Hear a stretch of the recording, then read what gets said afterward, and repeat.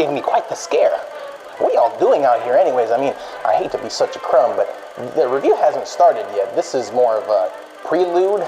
Well, I hate to keep you headcats waiting, so enough bumping gums. What say we get into this review? This one will certainly blow your wigs.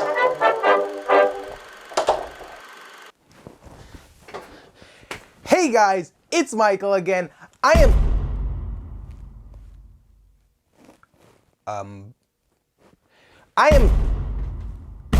what the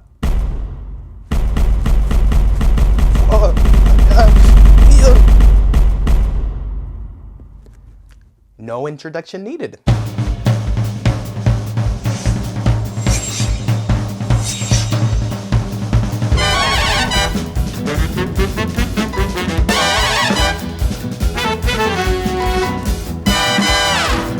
Cuphead Don't Deal with the Devil, as if I even need to explain what it is at this point. This massively popular indie game came out in 2017 and since then has received outstanding critical praise. The creators of the game are Chad and Jared Moldenhauer, who founded studio MVHR. Now Cuphead really is incredibly distinct from most indie games for a few reasons. One is the refreshingly unique art style. And when I say refreshingly unique, I mean refreshingly unique to the gaming world. We all recognize this 1930s style of animation, surely. It was, quote, inspired by cartoons from the golden age of American animation such as Disney and Fleischer Studios. Chad Moldenhauer is responsible for a majority of the hand drawing and painted backgrounds here. What a talent. It's truly breathtaking how most of the bosses in this game move and evolve. Look at the inventiveness behind these character designs. It's like nothing I've ever seen before. The second thing that sets Cuphead apart from most indie games is that this man right here,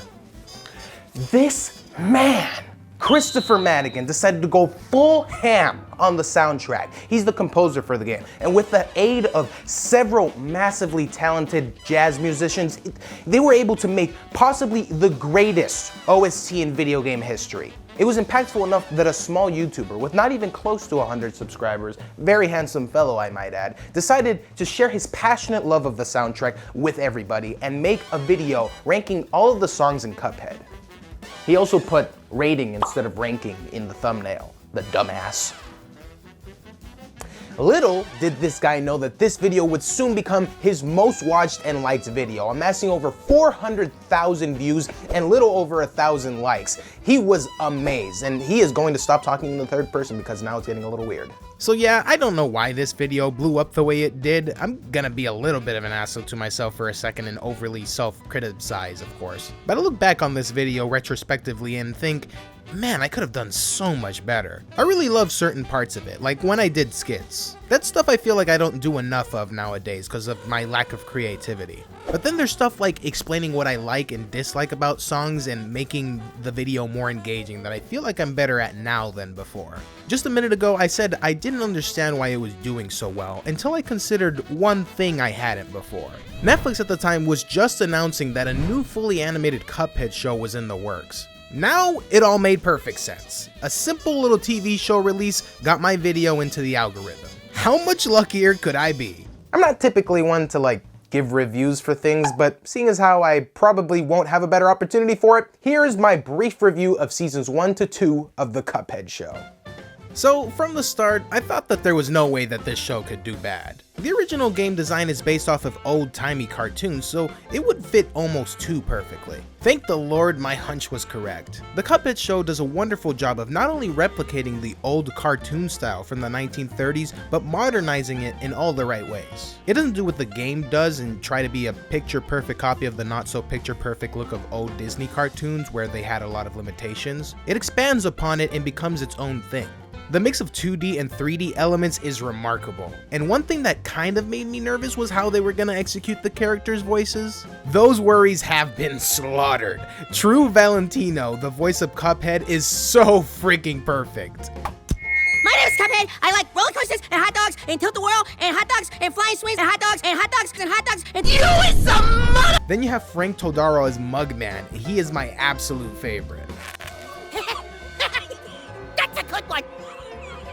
He does.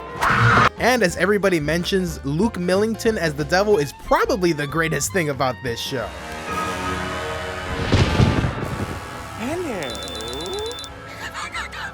In Season 1, I think Cuphead and the Devil were really the ones who had more shine time, but Season 2 started giving Mugman and Elder Kettle more of the spotlight, and generally, the comedy hits more in it than the first. I might be speaking a bit too soon on the matter, but I genuinely believe this is gonna soon become one of the greatest animated shows of our time. I say that with full sincerity. It could possibly stand in the same league as like Gravity Falls or SpongeBob. That's just depending on where they take it from here though, and how far they're planning on taking it. Okay, so while I'm working on this video, they just released Season 3, and goddamn man, this show is really improving every season that comes out. I still think that Season 2 is much stronger humor-wise. One of the things that I think the show excels at is playing around with the comedic facial expressions, and the second season showcased it perfectly, especially with Mugman. I swear, half the memes that come out of this show are from his faces alone. But I think Season 3 did a much better job with character building.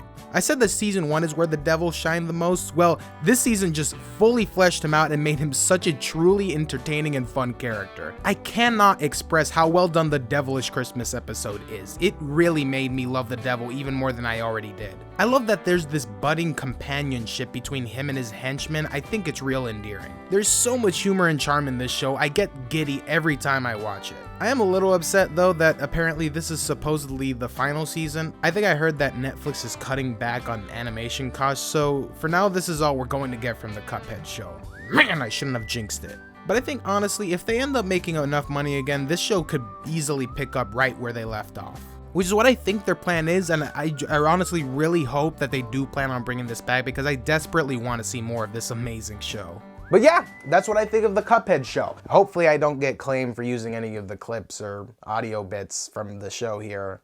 I'm just praying. I don't know. Let's get back on track, shall we? So for quite some time, there has been talk about a new DLC for Cuphead entitled The Delicious Last Course. Everyone, including myself, was incredibly excited to get our grubby little mitts on this new expansion content. More anger and rage? Yes, please! This DLC stars our favorite duo, Cuphead and Mugman, and an old friend, Miss Chalice, whom I used to think would have been better with the name Goblet Gal. I don't know, I mean, it kind of fits. I didn't mention her appearance in the show on purpose, by the way, just to save it for right now. I think she was executed very well. Getting Grey Delisle to voice her was such a great choice. She did a very great job as always. I thought they really needed to give her a bigger role in Season 2 or more star time, but they made up for that in Season 3.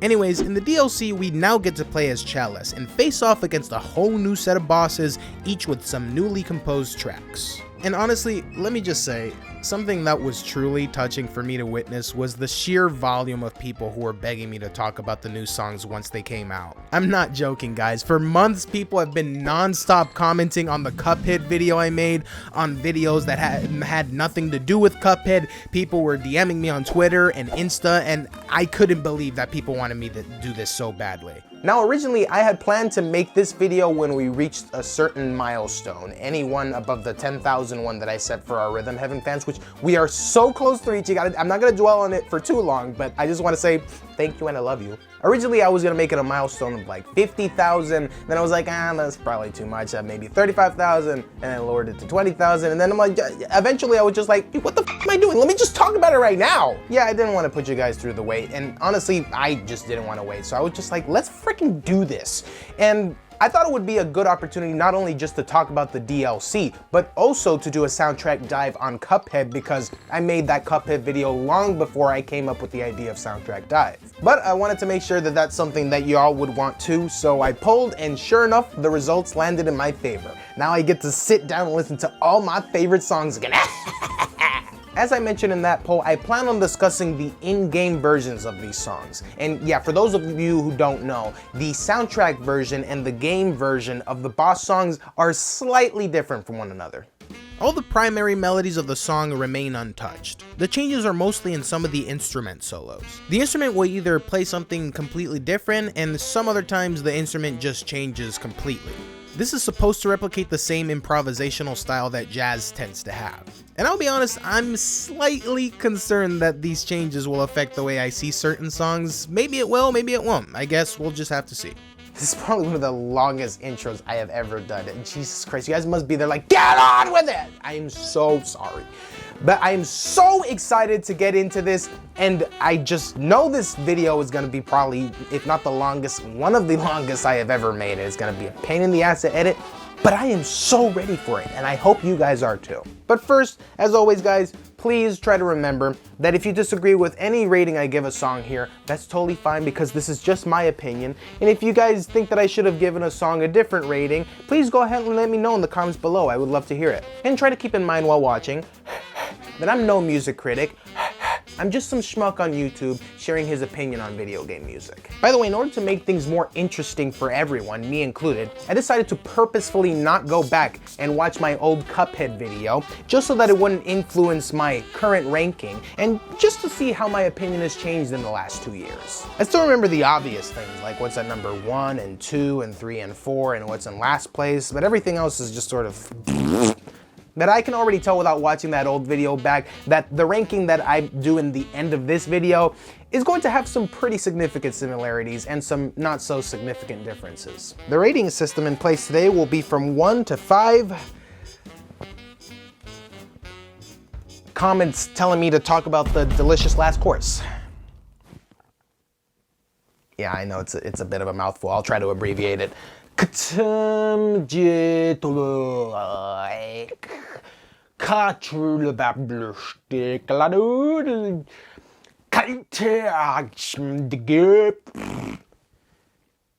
know why I do this to myself. I'll work on that later. We've got quite a ways to go, so let's just get to it already. Time to finally dive into the Cuphead plus DLC OST.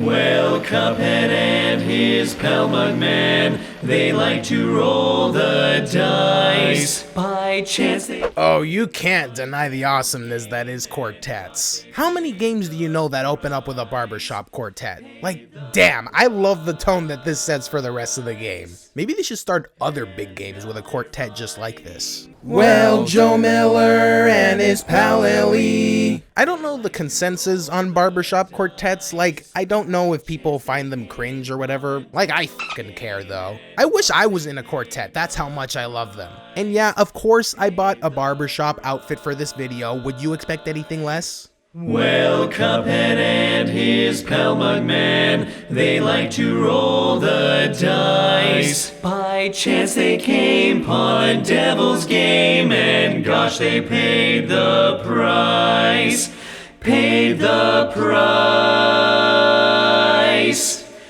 And now they're fighting for their lives on a mission fraught with dread. And if they proceed but don't succeed, well, the devil will take their heads. It's incredibly charming, it sticks to my brain like a tumor, and it is so much fun to sing along to. 3.5 out of 5,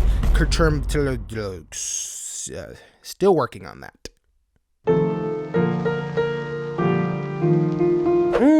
Yes. If you all remember, there are a whole bunch of different alternate piano versions of songs here, thanks to Ludwig. I don't know why I said that in a German accent. Is he German? I kind of doubt it.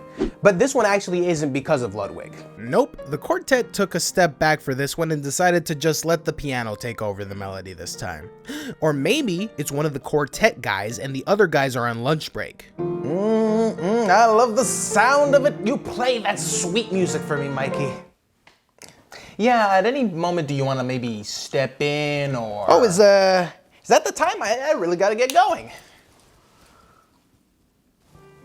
I'm gonna put this out there now. I believe that in the old video, I said I didn't like piano versions of any of the songs even close to as much as I liked the original. And yeah, that's changed over the years. I love piano music way more now than before. Having said that, I still don't like most of these piano variations more than the original. It's actually kind of weird. I like them pretty much equally now. Like, I enjoy the melody for each of the songs, and the fact that they're replicated just in a different style changes pretty little for me. But I do still admire the full orchestration and collection of instruments performing certain tracks in this game more than just the piano playing it. So, more often than not, the piano variations in my ranking will fall directly below the original version. You can all call it lazy if you want, but personally, it was just how I felt about these tracks. I'm giving this one a 3.5 out of 5 Kurtumdaligils. Also, God, I'm gonna have to reconsider this rating system. Oh, here we go. Yes! Come on! That's right! Bring it up now! Slay it! Trumpet solo, baby! Let's go!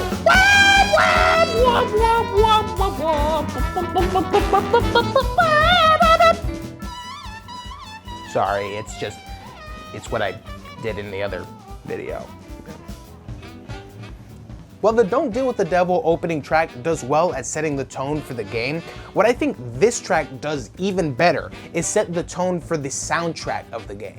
Most of the songs in Cuphead share this exact jazziness and excitement and wonderful brass instrumentation. It's debatable whether this is the right type of tone for the beginning cutscene, or rather book scene of the game. Like, Cuphead and Mugman literally lose their souls against the devil here, and the music is all just like my soul to the devil. I'm willing to suspend that criticism though, because I love the shit out of this song. It's got so many enjoyable parts that I wish I could do more jam out sessions to, but honestly, we have so much to get to. Okay, maybe just one more.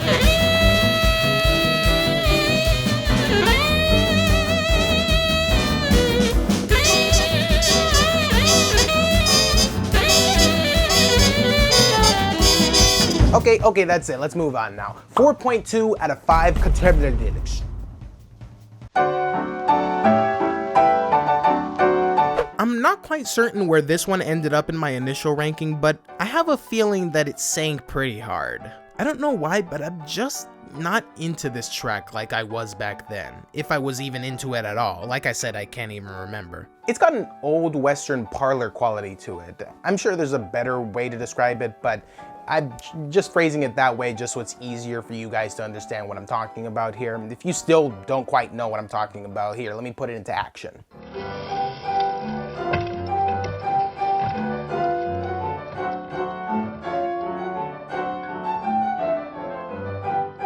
Told you, like it was tailor-made for it, right? I hum along to it when it comes on and all that, but I've hummed along to Elmo's world theme. That doesn't exactly make it the pinnacle of musical production. It's okay, I think it fits for where they put it in the game. Casual gamers should get through this tutorial section pretty swiftly, meaning they probably won't be exposed to the song for that long. This one reporter though might have gotten a little tired of it. They bring this one back later on when you make it to Inkwell Isle Two as well for a cutscene, which, it's like, whatever, sure, it's okay. If you're gonna pull any track, I guess this will suffice. Not great, just kinda slightly above average. 3.2 out of 5 Cuphead Deluxe. Alright, getting a little better at that. My boy Kettle! Man, I look at this character much differently after watching this show. I have such a pleasant time listening to this track. It's got such an endearing vibe to it. The way it carries on from one instrument to another, to all the instruments in unison. I do find the length to be a little questionable. 5 fucking minutes, dude? Why? Elder Kettle, you're not that engaging to be around. This isn't Mirrors, okay? Condense, bro. There's nothing to do in this room but look and talk to you. I'm not sticking around for 5 minutes. I don't care how beautiful this track is. It's kind of like when old relatives talk for way longer than you're willing to listen for. If that's the angle they were going for, then it's still too damn long. Still pretty enjoyable though. 4 out of 5 Cuphead Deluxe. I remember one thing about this song from the other video. This was the only piano version of a song I liked more than the original. In retrospect, I don't know exactly why I like this more. Maybe I thought that the piano was able to play off the vibe of Elder Kettle's song much stronger. I'm sure that's what I was likely thinking at the time. Honestly, I do think it's a wonderful rendition of an already gratifying tune, but now I would put this below the original for the same reason a vast majority of these piano tracks are gonna end up being below their predecessors. I just love the orchestral quality of the original songs more than just the piano playing them. I'm able to appreciate the beauty of these piano versions more today, which is why this is literally going directly below the previous track and also earning a 4 out of 5 Katum-tat Deluxe. Okay, I think I got it. Katum-tat Deluxe. Katum-tat Deluxe. Katum-tat Deluxe. And now, the gates have opened to a new world never before seen. Adventure awaits, and Hi-Jinx will surely ensue! I feel like that's the energy that I'm getting from this track. You know, like the time for adventure and discovery is imminent. That type of thing. The moment this track starts, it's just instantaneous joy swelling up inside of me. The melody is so earwormy, I don't think there's one time I can recall not humming along to this track. The main melody is played by an insane amount of instruments. There's wind instruments like flutes, piccolos, clarinets, and there's some brass with the trumpet and some string with the violin. Please forgive me if I miss anything. Altogether, it really makes this track sound so magnificent.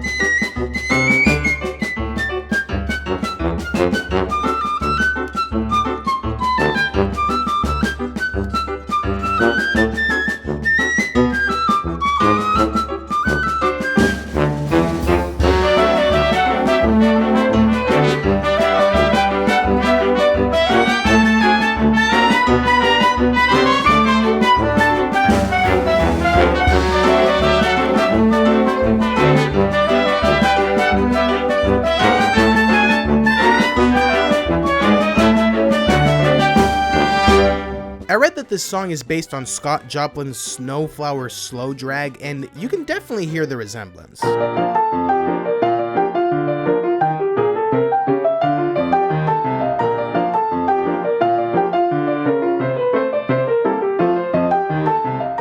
I find it strange that the Elder Kettle theme goes on for 5 minutes, but this only gets the shine for 3. I mean, at least it makes sense for this track to go on for longer since you're spending loads more time here. But whatever, maybe less is more or something. I really adore this Isle theme. I think before in the old list I put Inkwell Isle 2 above this one, but now I feel like this one tops all of the Isle themes. Let's hit it with a 4.2 out of 5 Katum-tat Deluxe.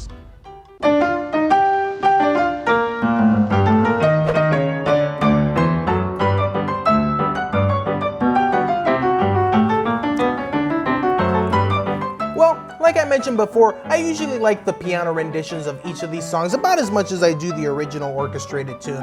It's usually a bit less, but never enough to actually change the initial score I gave it, so this one will also get a 4.2 out of 5 Katum-tat Deluxe.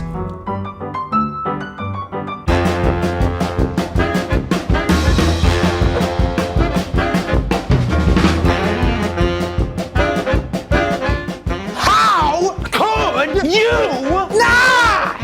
Here's where really starts to pick up in this soundtrack. Thank God I talk about this in chronological rather than ranking order now, otherwise we'd have to wait a while to hear this one. Speaking of, how is this the first boss track of the game? I kid you not, I am flabbergasted, stupefied, I am all the synonyms for the word stunned that this is how good the boss songs in this game starts being. It's appropriate to make these tracks so high adrenaline since you're basically battling to the death with these big baddies trying to collect their soul contracts, but good gracious, did you have to go this fucking hard already? Maybe that's why Elder Kettle's theme lasts so long. They're like, are you sure you wouldn't rather stick around for like 5 more minutes? Because what you're about to be subjected to out there, it'll blow your mind. Now I should mention again, in case you forgot, I'm not used to this version of the song. The one they play in-game, I mean, I usually listen to the one in the OST. So a few parts have changed, but not to its detriment, thankfully. I think at max, they make like 2 changes here. And interestingly, I believe they swapped a vibraphone solo for a sax solo near the beginning and a sax solo for a vibraphone solo near the end.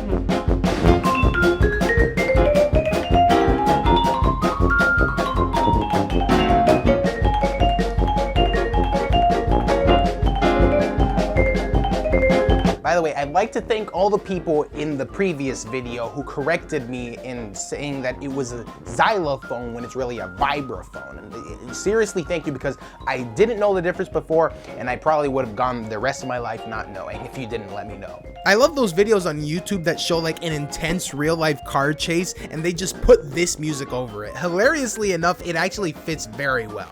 The grandness of this track feels so unreal.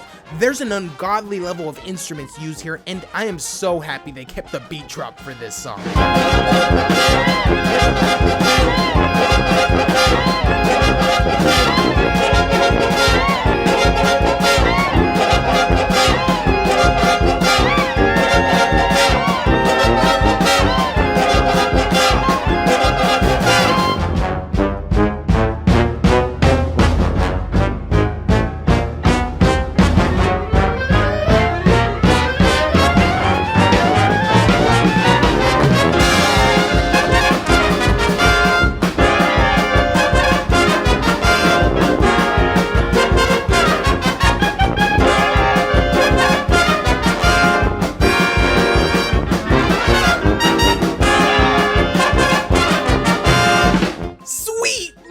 Of God! I'm speechless. How could I not give this one a 5 out of 5 Kutumtatdelics? Oh golly, this is just phenomenal. Threatenin motherfucking Led Zeppelin. Off the rip, this song presents to us exactly what its strongest feat is. I don't believe there's any track in this game that freaking obliterates the vibraphones as much and as often as this one does. We'll talk more about that one in a bit, but first, I just want to point out how slightly peeved I am that they would switch out such a fantastic piano solo for some subpar clarinet solo.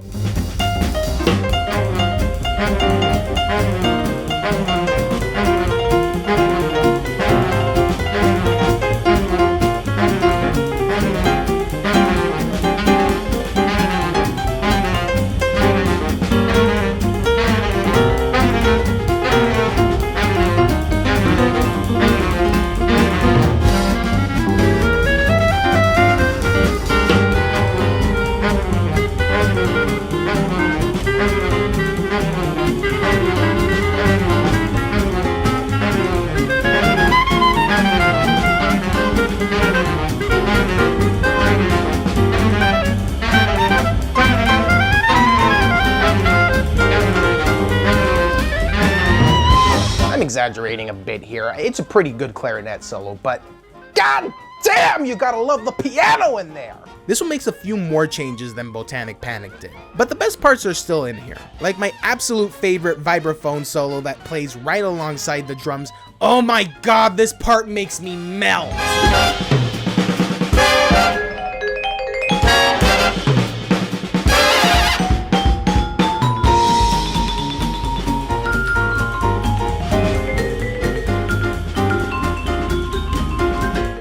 If I said I preferred this over the original soundtrack version, but it still slaps and I have a wonderful time listening to it. 4.9 out of 5 Kutumtatdelics.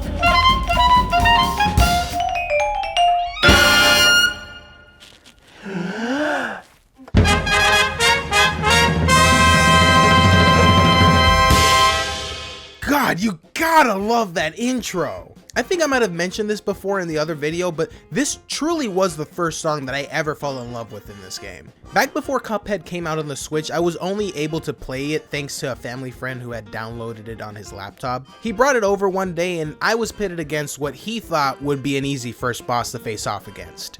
It wasn't easy. I died several times, but in my defense, it was the very first time I played Cuphead ever, so naturally, I didn't know what I was doing. I don't even recall if I beat Goopy Legrand that day. All I know is that those losses stuck with me, and when Cuphead was coming out on the Switch, you bet I was ready to show my worth. Those losses weren't the only thing that stuck with me though. I remember this song so well since every time I died, I had to hear it over and over and over again. That fanfare with the trumpets right at the beginning, I would start humming right along to that like 38 deaths in. In fact, Ruse of Ooze is kind of what made me explore the rest of the Cuphead soundtrack. I guess I kind of have it to thank for sparking my interest. Also, can I just comment on how spectacular the piano solos are here?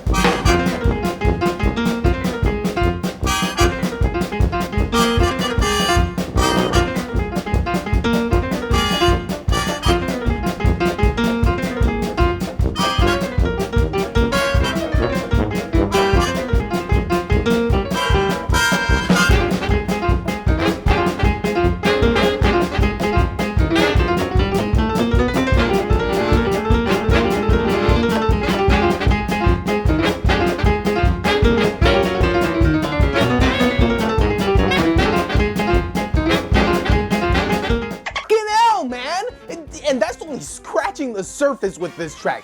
Please, can I please just get one more good one in there if you don't mind?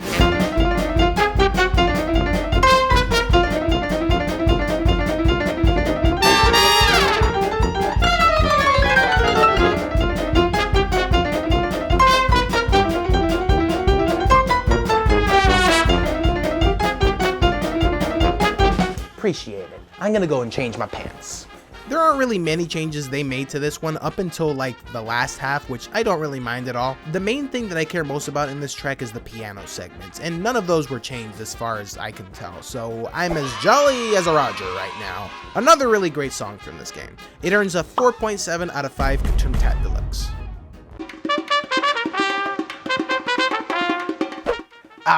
Floral Fury. Maybe I've heard this one too many times in the past few years, and maybe my mind has been changed, maybe I don't like it as much, and...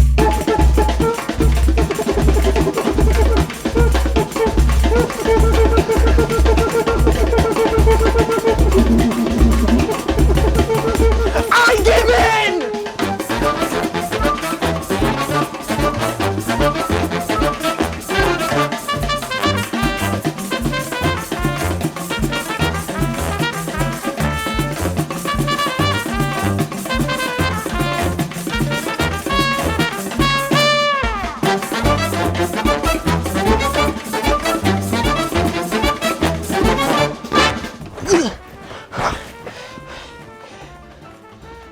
You can't not.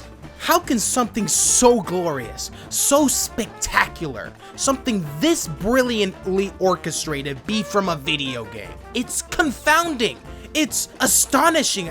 I cannot believe how good this fucking song is. Everybody knows it. Even if you haven't played it or seen anything of Cuphead, it's likely that you've heard this masterpiece of a song. It is everywhere. It's in other games. It's got numerous covers and remixes. Numerous musicians have done analytical reviews and reactions to it. It's likely that Floral Fury has changed the way that people look at video game music forever. I put it at #1 in my list back in the other video, and I mean, does it sound like that's changed? Now, I'm slightly new to the in-game version of this song, but I have heard it in the past a couple of times, and I won't lie, I'm just a little bit sad that we don't get to hear that piano solo at the very beginning.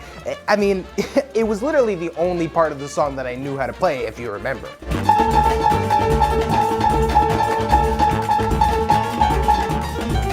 Yes! I will say though, this new solo that they replace it with, for some reason, after it ends, when it gets back into the main melody, it hits so much harder.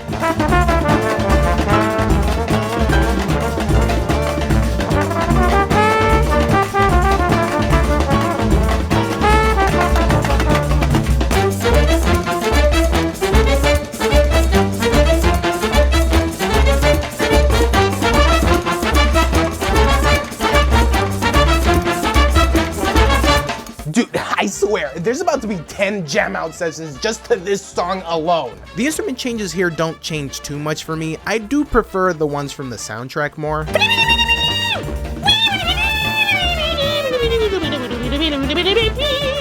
But the song itself just goes so hard that it outweighs the changes. Oh yeah, that McDonald's straw at the beginning, as numerous people were kind enough to let me know, is actually a Brazilian instrument. I believe it's pronounced cuica. It's like a drum that reacts off the friction of a big stick that's stuck right in the middle of it. So basically, it's a giant McDonald's straw.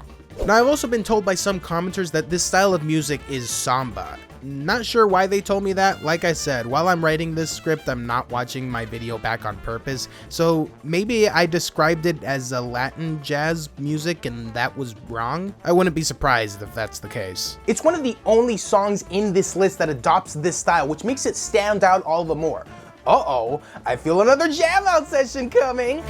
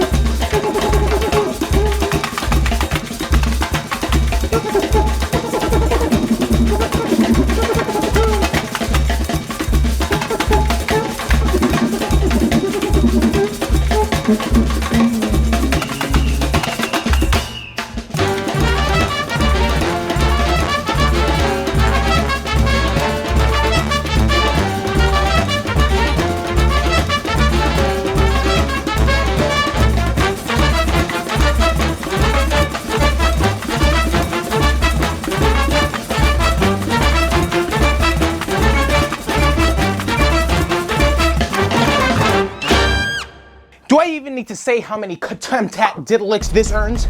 No, I don't think so.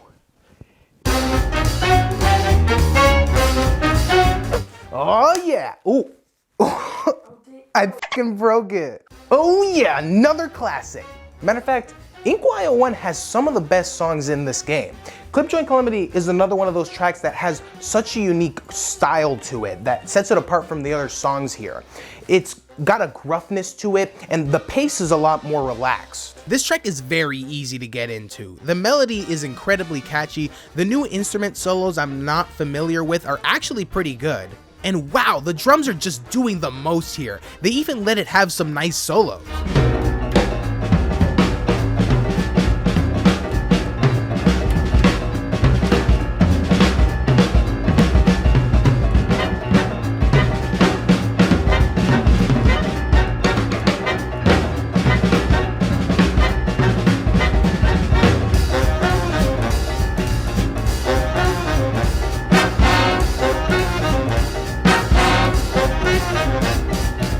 It's just a lot of fun, man. It's one of the many songs in this list that makes me just want to stop playing so that I can just jam the f*** out. But seriously though, why does the music in this game have to hit so goddamn hard? No wonder this game is so difficult. It has nothing to do with the overwhelming bosses they throw your way. No, no, no! It has to do with the music. It's almost impossible to focus with these banging ass tracks coming your way.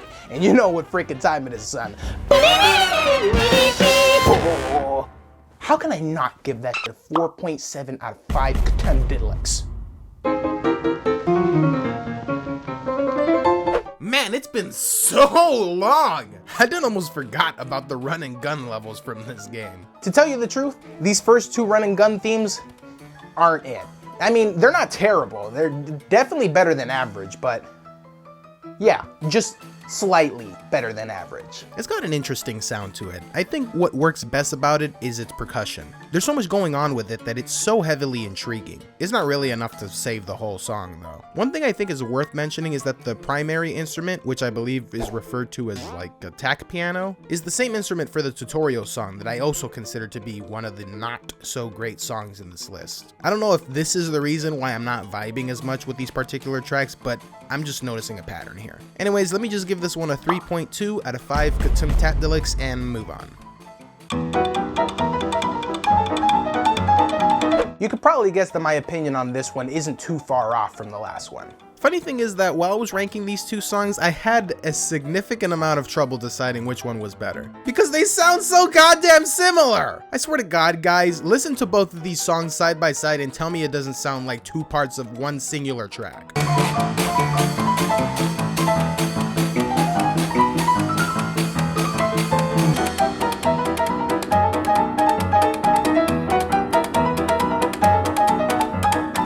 Honestly, the difference between these two are so minute. It's like whenever I play the Cuphead soundtrack on shuffle and one of them pops up and then some time has passed and the other one comes up, I'm there like, wait, didn't this one play already? Seeing as how one of these has got to go over the other, I'll give it to this one because of the neat little ending that it's got.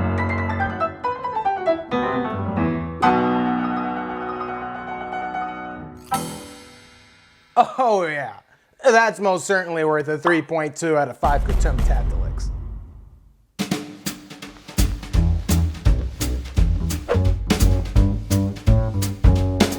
I'm Mr. King Dice, I'm the gayest in the land. I never play nice, I'm the devil's gayest man.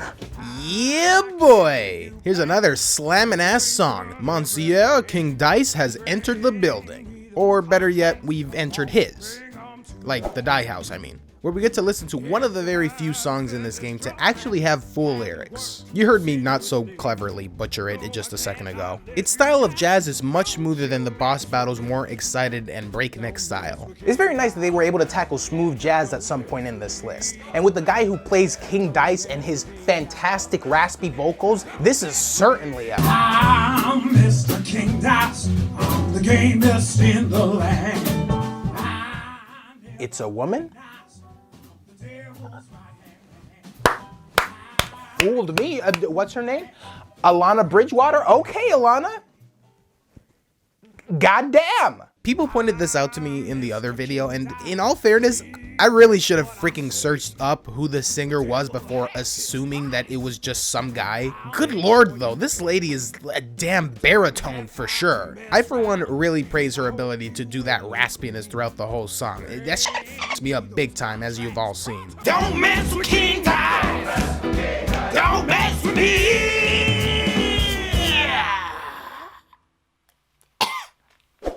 I consider it to be one of the best tracks in Cuphead, and I'm giving it a 5 out of 5 I lost it again. All right, Inkwell Isle 2. Now, I think in the old video, I put this one as like the best of all the Isle themes. I don't remember exactly how high in the list it was, but I think if I remember correctly, it was directly over Inkwell Isle One. And if that's the case, then my opinion has certainly changed since then. I couldn't give a concrete reason as to why, but my best excuse is that this theme just stopped being especially enjoyable after I heard it enough times. It's still a very fun song to listen to, and I'll throw it on once in a while. The theming is spot on. The orchestration really fleshes out the amusement park atmosphere. This Isle theme, while enjoyable, still sits below a few of the other Isle themes in this list for me. The main reason mostly is because of the instrument choice, and the general feeling of it is a bit more tacky than the other ones. But it isn't the lowest of the Isle themes. We'll get a bit more into that later. It's a jolly and entertaining little number I used to find much more pleasing and amusing a few years ago, but nowadays this track would get from me a 3.9 out of 5 Cuphead. Alright, saying it slower helps. This one works pretty well piano-fied. Not better than the original, as per usual, but it's always interesting to hear how these songs sound on just the one instrument. It's funny, because in the past, I'd always feel that the piano renditions lessen the quality of the song, with, as I previously mentioned, Elder Kettle's piano track being the one exception. But when I listen to these piano renditions today, I can still feel the large grandness that the original songs have. And I commented on it before that this note here feels a bit off. I think that after some time, it sounded a little less weird to me, but it definitely still catches me by surprise when I haven't heard it in a while. I'll give this one a 3.9 out of 5 Cuphead. Back to the boss themes. We got Baroness von Bon Bon's Sugarland Shimmy, which is one of the only boss songs here to not be different in-game than it is in the OST. Hey, if it ain't broke, don't fix it, I guess. I loved this song a bit more when it was freshly introduced to me. Now I don't really mess with it as much, but I can't deny how objectively enjoyable this is. I think my favorite part is the clarinet solo that I'm so glad that they didn't switch out for something else.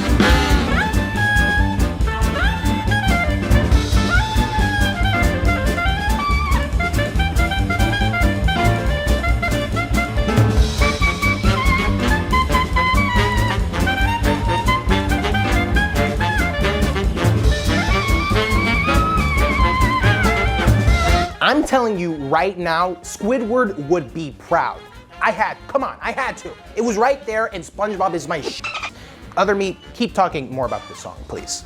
Well, myself, I really don't got much else to say about this one. I think the main melody it introduces is one of the better ones in this game. It's a lot of fun to sing along to.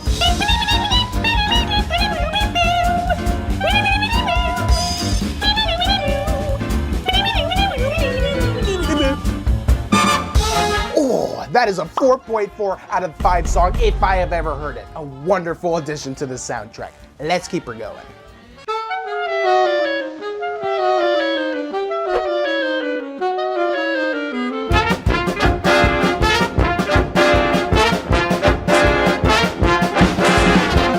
I can't, guys. I can't not immediately jam out to something like that. It's just impossible to resist. Aviary Action is a fucking phenomenon. I love it so much. People who watched my last Cuphead video know just how much this song means to me. They also know that I pointed out the striking resemblance that this song has to Botanic Panic. Like, it's uncanny. I believe it's because the drums and tuba play exactly the same way. Listen to them side by side.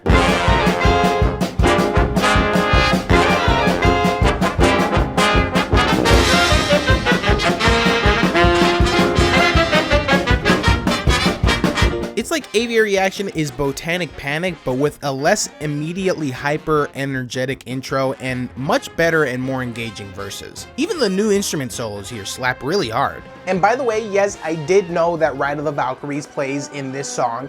I didn't say it in the other video, and other people were pointing it out to me like crazy in the comments. I think I was just too tired while writing at that part of the video that it kind of just slipped my mind, but I know it's in there, and it does slap. In fact, one of the things I wish I had done in my other video was be a bit more in-depth with why I like this song as much as I did. I can make up for that now, thankfully. We're going to start off by doing a proper jam out session to the bridge for this song that I love so much.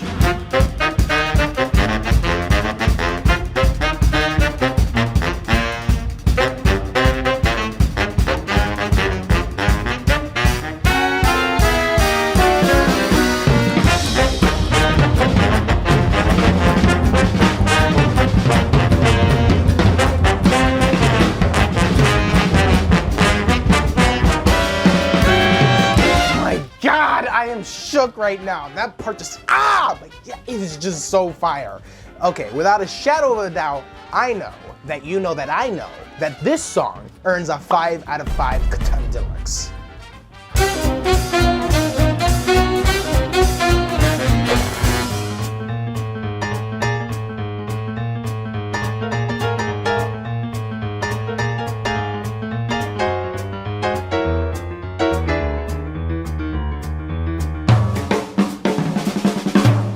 Dude, I am telling you, these intros are pure magic. I guess you could say they weren't clowning around when they made this song.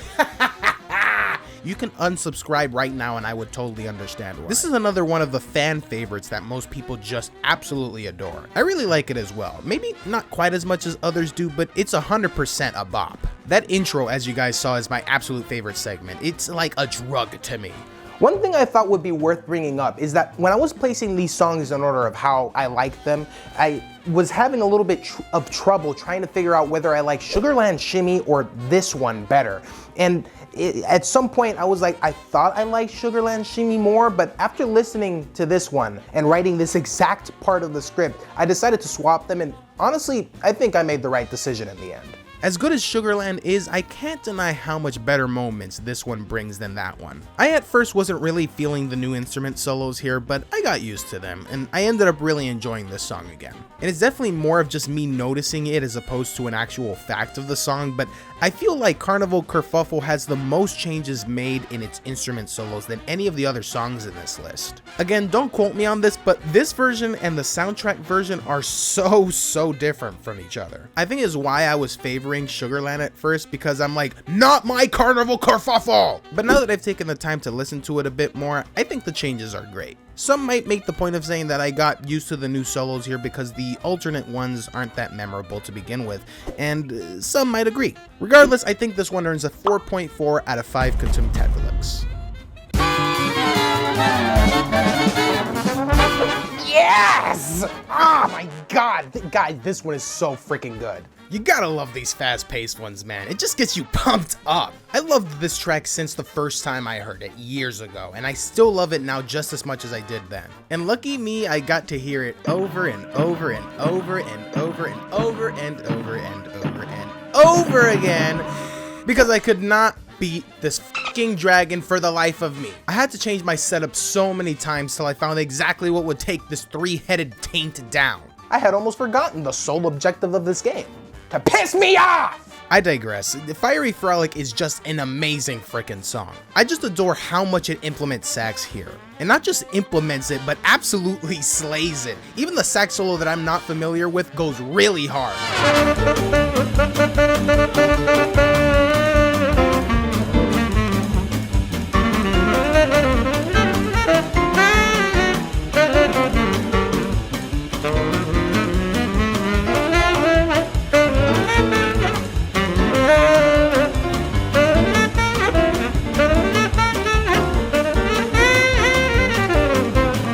And of course, we can't forget my absolute favorite portion, the bridge, with the clarinet and trumpets mimicking that beautiful piano goodness.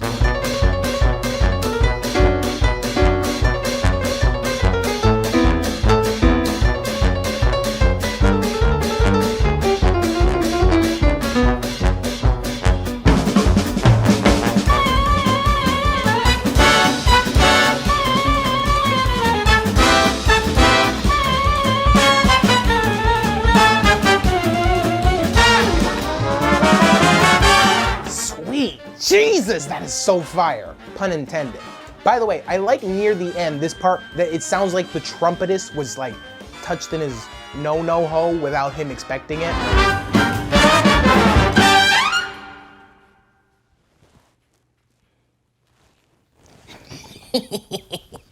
Oh, I'm giving this one a 4.9 out of 5, by the way. Damn, that boy thick.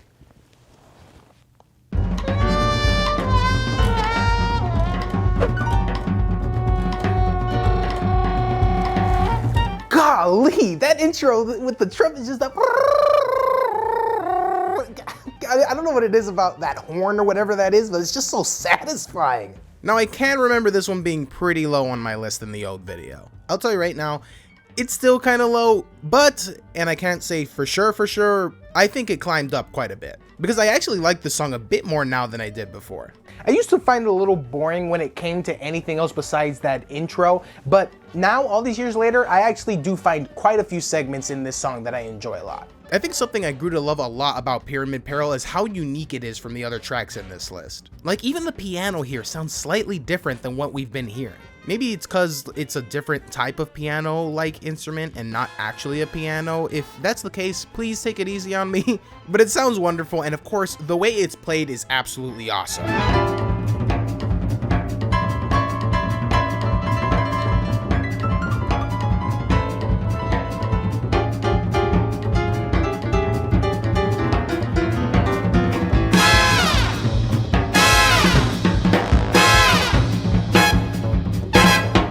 Piece right there. Oh my god! And I never used to be into it the way I am now. Isn't that weird? By the way, I don't know if it's because I'm not heavily familiar with this track, but it sounds like there aren't any changes from the version of the song in the game and in the soundtrack's version. Pyramid Peril is pretty lengthy in comparison to other boss themes. It might actually be the longest. So it's taken me some time to really recognize every segment of the song. Still though, I feel like there isn't a single change here. So Sugarland and Pyramid for some reason just aren't in need of any change apparently. Whatever, it's still, like I said, it's pretty low on the list in relation to all the other boss songs in the game. But I genuinely have found a new love and appreciation that I hadn't in the past, and that's gotta be worth something. I'll tell you exactly what it's worth. 4.4 out of 5 Cuphead.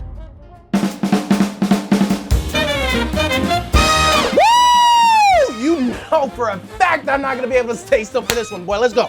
What a freaking jam this is, huh? By God, this is just the results screen music and they're here dropping these bomb-ass tracks. And just when you thought these couldn't get any more exhilarating too. Those little stings they throw in with the trumpets, I don't know if that's an appropriate term, but I'm sticking with it. It just livens this track up so much.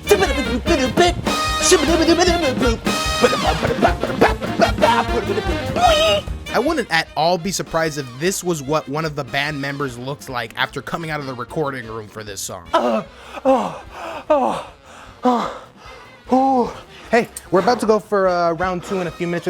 Whoa, are you feeling okay? No! And I know it's pretty much the case for a majority of the songs here, but it is a freaking shame that you don't sit on this screen long enough to hear that astounding big finish.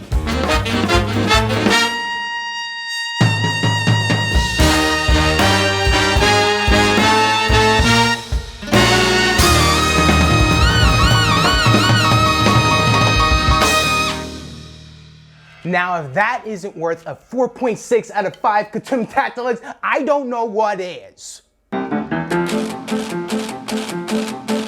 Sweet, more run and gun levels. And I am so happy to talk about Funfair Fever. This is without a doubt easily the best run and gun stage song. Like, it's not even a question. None of the other ones even come close. If I had to come up with a reason as to why this specific song blows the other ones out of the water, it would probably be because of the straight, just unforgettable melody this one presents. I don't remember the melody of any of the other run and gun themes off the top of my head. This is the only one that I can recall at a moment's notice. And I mean, come on, just listen to this.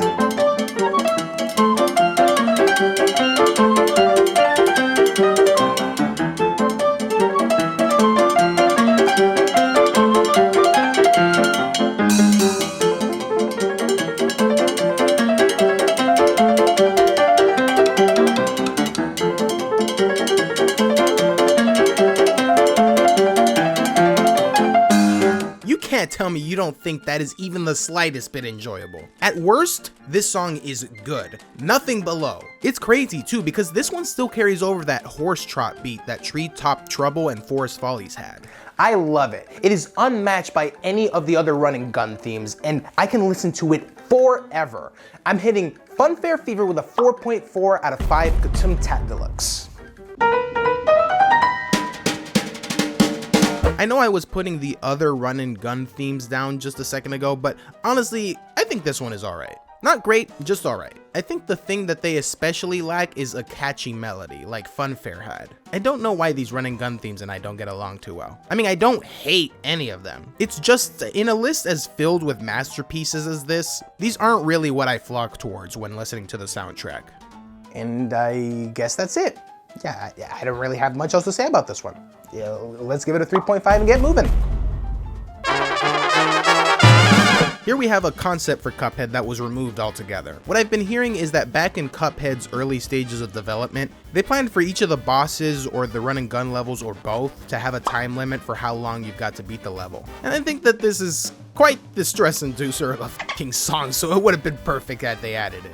It's funny though, the idea of these bosses having time limits, like, I don't think in the entire time that I've played Cuphead have I ever let go of the attack button. Like, I've always held on to that when I'm fighting the bosses.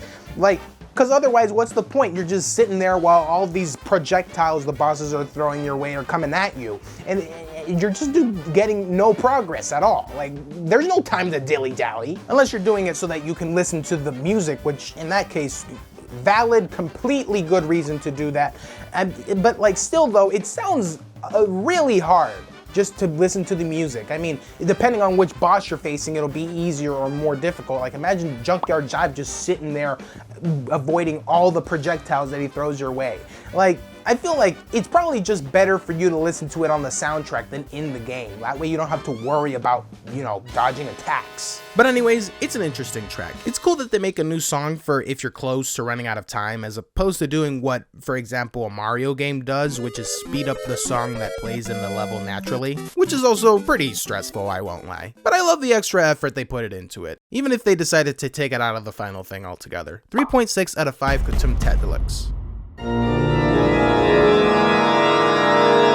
It upsets a few people that I don't really rank this song higher, and I mean, come on, really? It's going up against tracks like Don't Deal with the Devil and the Inkwell Isle themes. I'm sorry, but this is not better than tracks like those. Now, in all fairness, I do not remember how low I put this on the list. What was it, like third to last or something like that? If it's any consolation, current me, if I did put it that low, thinks that, yeah, that is way too damn low. I enjoyed the Mausoleum a little more than I did back then, and I do mean a little. It's certainly not third to last on the list, but we are dealing with 30 plus more songs this time around, so that doesn't really say that much. The spooky Halloween style is spot on, and I think it fits where it's placed in the game, so I can give it points for that. Like I said, I'm not a music critic, so I kind of look at songs in a more simple-minded manner. If I can have fun listening to it, then it's good in my book. And while I don't have oodles of fun listening to the Mausoleum, I do acknowledge that it's a decent track.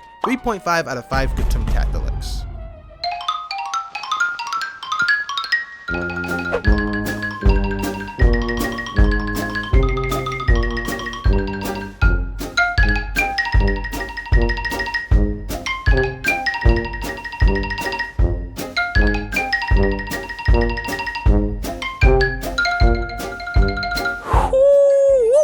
Gotta love the way they play that xylophone, man. It's just such a nice theme for Miss Chalice. Short, sweet, simple. It's quite an endearing listen, honestly. There isn't a lot going on here. Like, at the max, 4 instruments are featured in this song, and it still manages to make it work. I think having the xylophone slash vibraphone and marimba be part of Miss Chalice's motif is very ingenious. I love the way this instrument sounds so much, and I'm glad to hear more of it in the DLC. But let me not get ahead of myself. Yeah, love this theme. I'll give it a 3.6 out of 5 Cuphead Deluxe.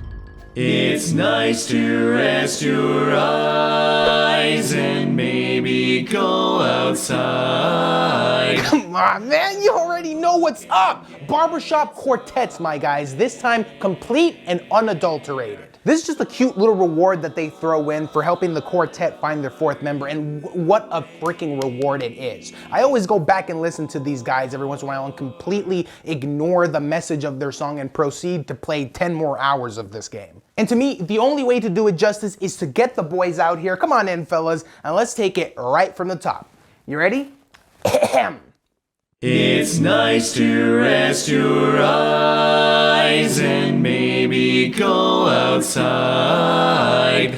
Grab a book and get some air. So what are you waiting for? Bum bum bum bum. Why not take a quick break? Tune the radio. There's chores to do, there's leaves to rake. Strum the old banjo.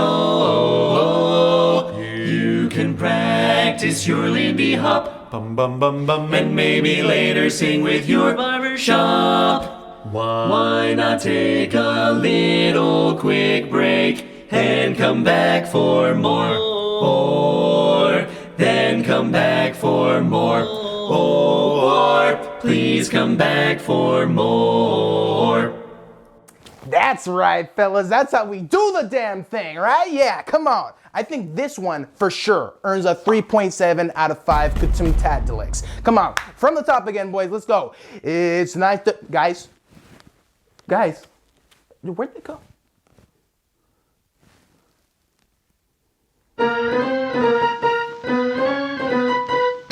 some more cut content stuff. So this was supposed to be a little arcade hut with some sort of new boss mechanic that's similar to Space Invaders.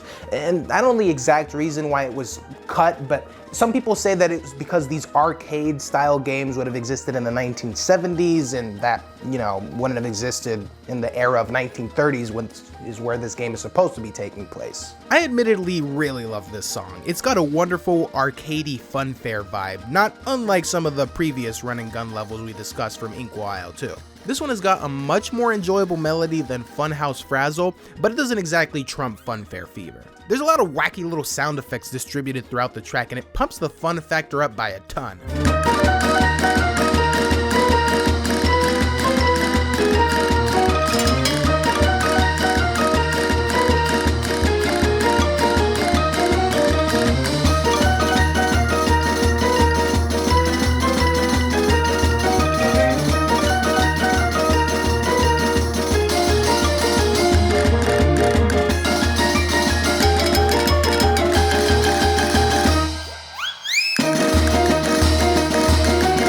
And boy, when that pace starts to climb, I swear to God, I don't know how the pianist is able to keep up with it.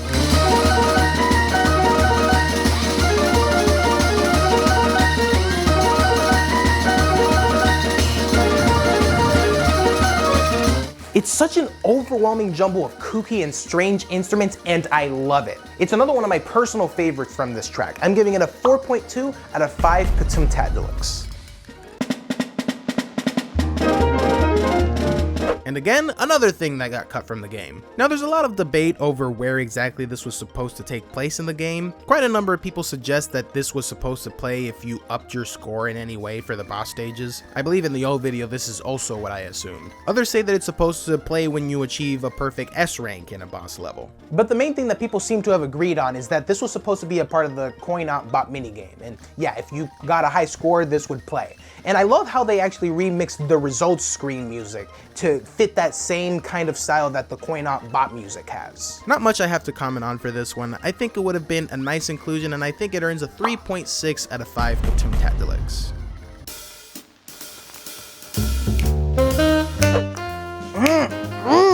Talk about some smooth motherfucking jazz, baby! New Isle, new groove.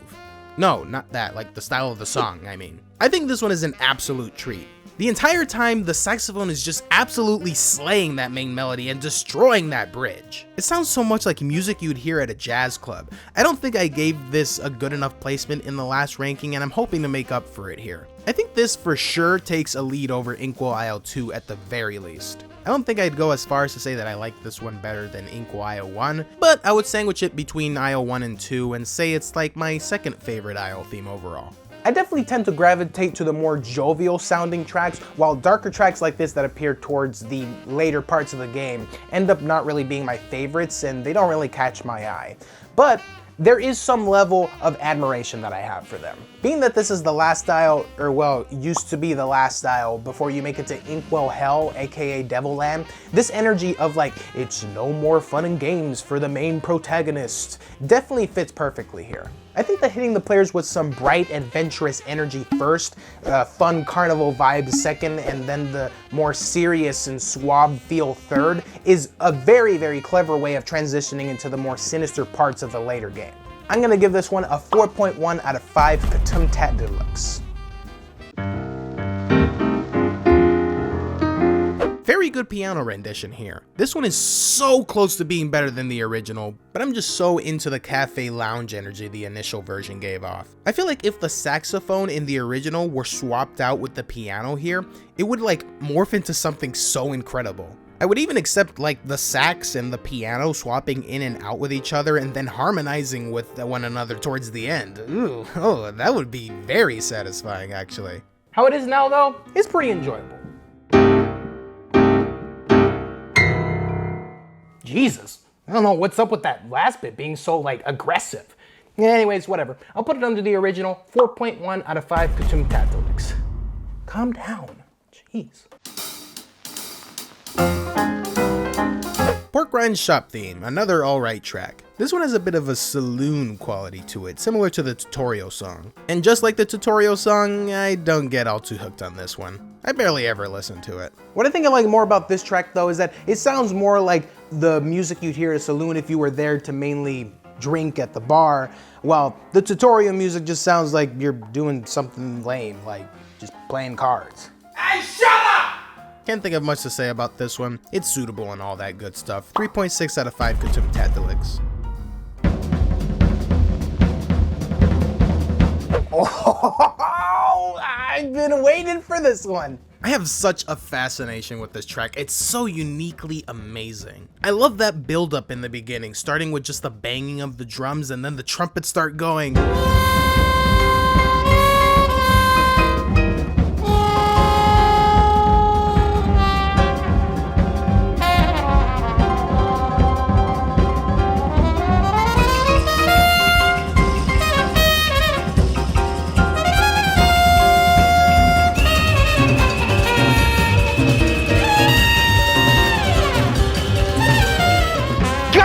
Trombone with the main melody coming in, when all the elements just start coming together, it's like,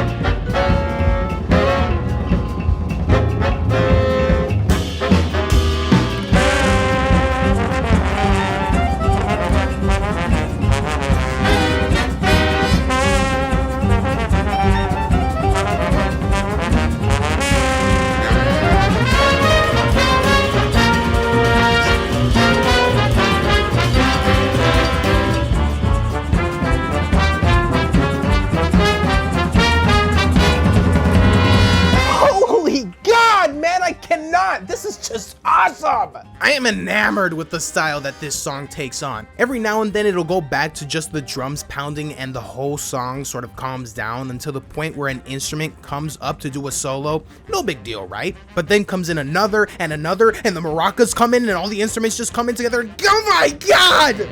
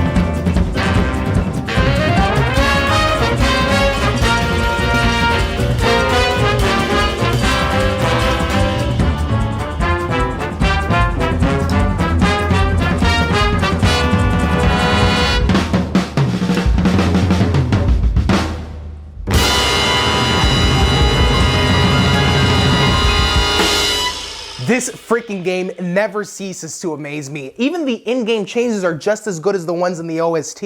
I'm giving this a 4.7 out of 5 Cuphead. Absolutely spectacular.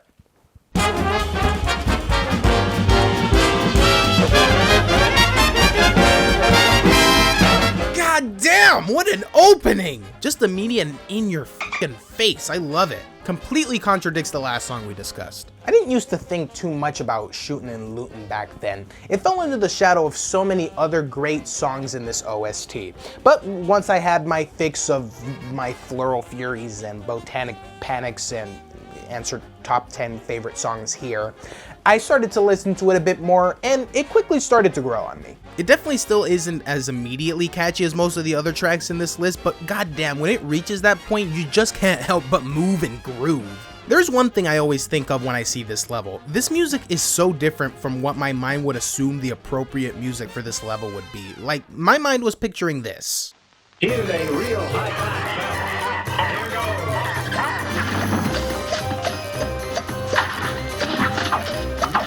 When I was listening to this song in Spotify, I had to double take, like, wait, what's Shootin and Lootin? I don't remember that level. And the song itself didn't help me distinguish this level any easier. The thing is that I really don't mind it. The song just goes so hard that I couldn't even really bother caring that it doesn't really feel like a piratey song. I gotta say, I'm hella impressed with how different Christopher Madigan is able to make these songs sound from one another. I can't believe that we're in Inkwell Isle 3 and there hasn't even been one boss theme that I can just blatantly say that I don't like. Hell, I haven't even called any of them average. This is just an outstanding lineup so far. Let's keep this streak going. 4.6 out of 5 Ktum Tat Deluxe for Shootin and Lootin.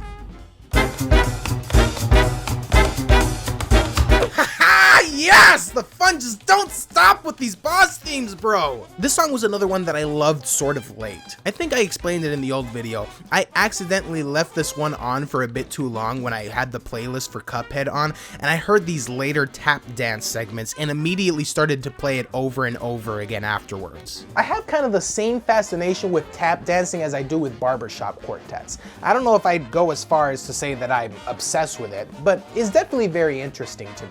I am, however, very obsessed with the tap dancing segments in this song.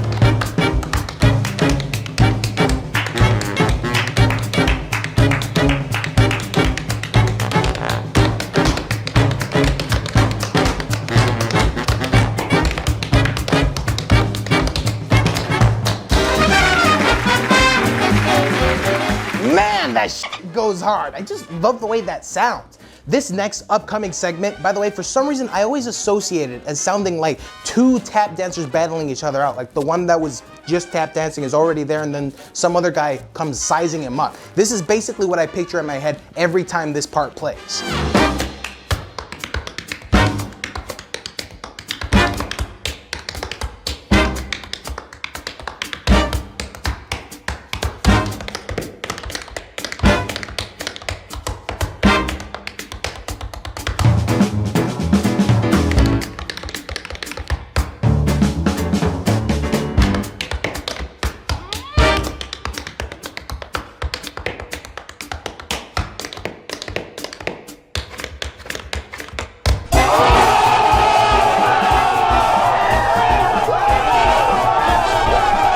It's such a fun song, I swear, man. I think I'll give it a 4.6 also, right above Shootin and Lootin. You know, it's songs like this that make me love life. What a freaking banger Murine Corps is, guys. I mean, where did I put this in the last video? Like 4th place, right? See, I knew what I was talking about even back then. The brass kills in this song, my guys. They are just allowed to do the most outlandish and out of this world catchy stuff here. They had to have so much fun in the recording booth while playing this one. Not to mention there's little to no changes here. They knew that they filled this track up with so many amazing moments that they couldn't even squeeze any new and unique solos in.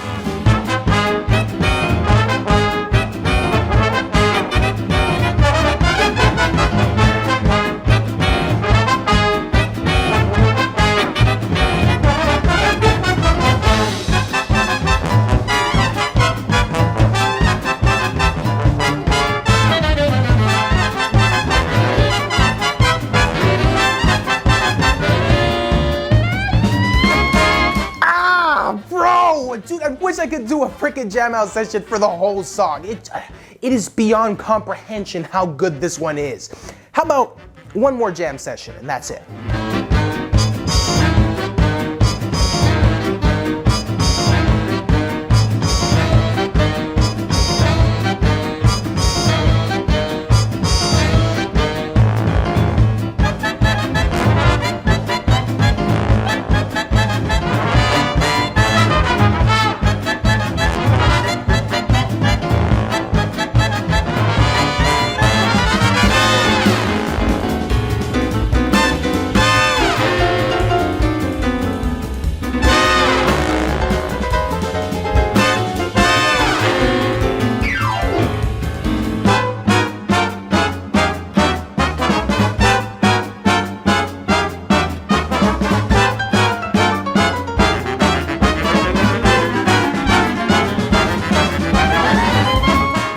Too much?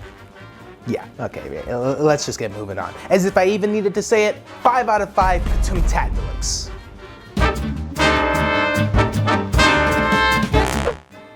Bro, I am telling you, this soundtrack is unmatchable. When have you ever heard another OST with this many bangers back to back? It's it's actually terrifying.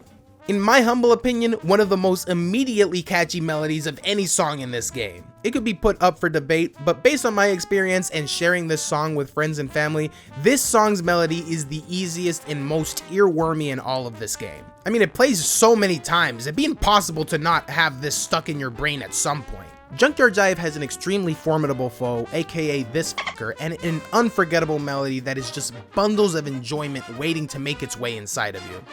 I didn't really mean to make that sound so wrong. My favorite segment is right near the beginning. It's the part where it bounces between the brass and the drums, and the way the drums are just played so sporadically. I say that word with full confidence, now knowing exactly what it means.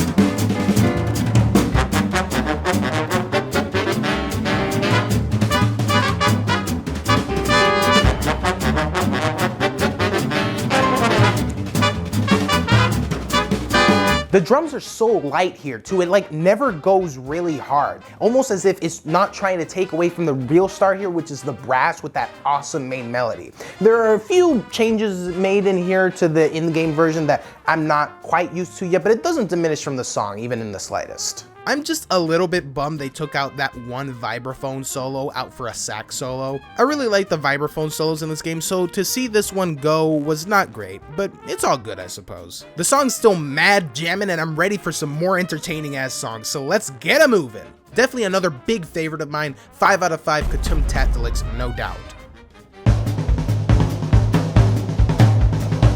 Sexy Mermaid boss fight song, let's go! This song didn't fall into my good graces right away, as most of you might know, though something else certainly did, if you know what I mean. Stop zooming, go back, good.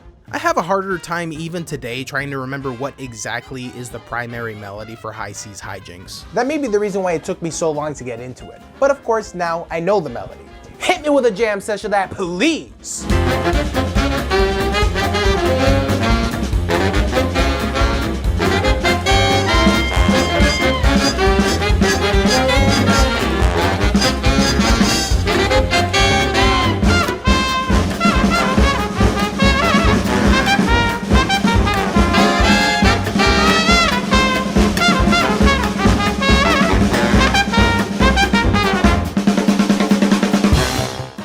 I meant of just the melody, but you know what? That part of the song is mega fire, so I'll allow it.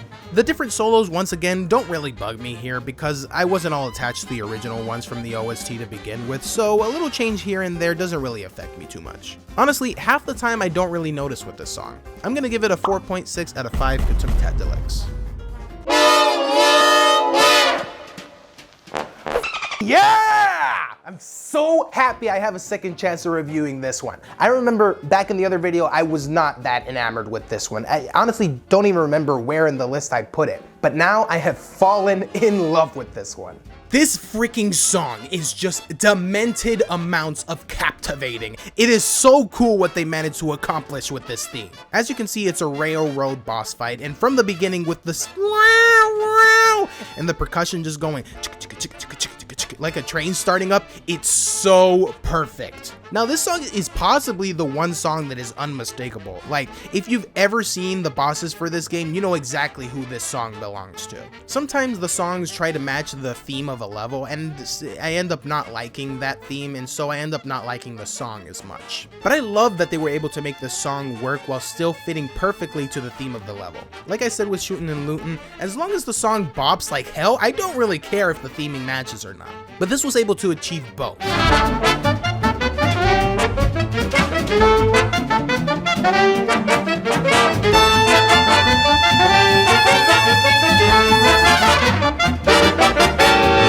God!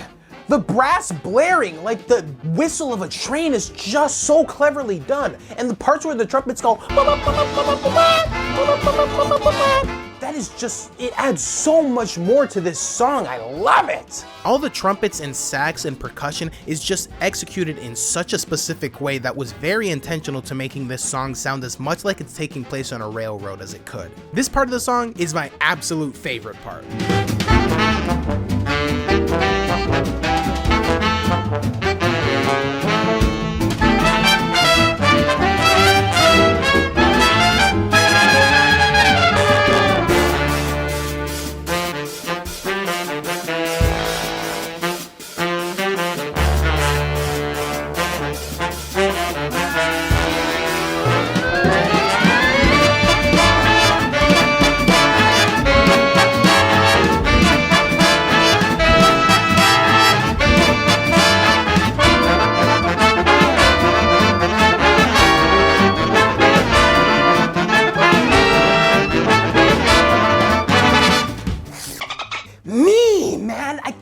Believe I did not realize how good this song was before. I'm so glad that I'm getting this chance to do it justice, finally.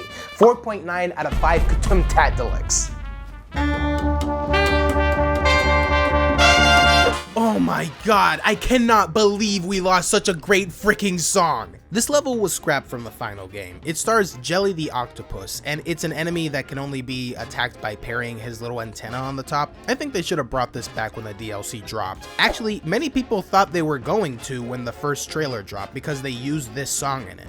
But nope, he did not come back, and this song is only to be heard in the soundtrack. I think I know why they decided not to though. One reason is that one of the later run and gun levels utilizes a lot of the elements that would have been used in this boss fight, and also they freaking basically included a heavily altered version of Jelly the Octopus in this stage, so it'd be weird if they had two separate levels that are so similar to one another. But man, this song is just so good. It's a shame that it's not in the game. This one does so much cool stuff. It gives us a bit of everything.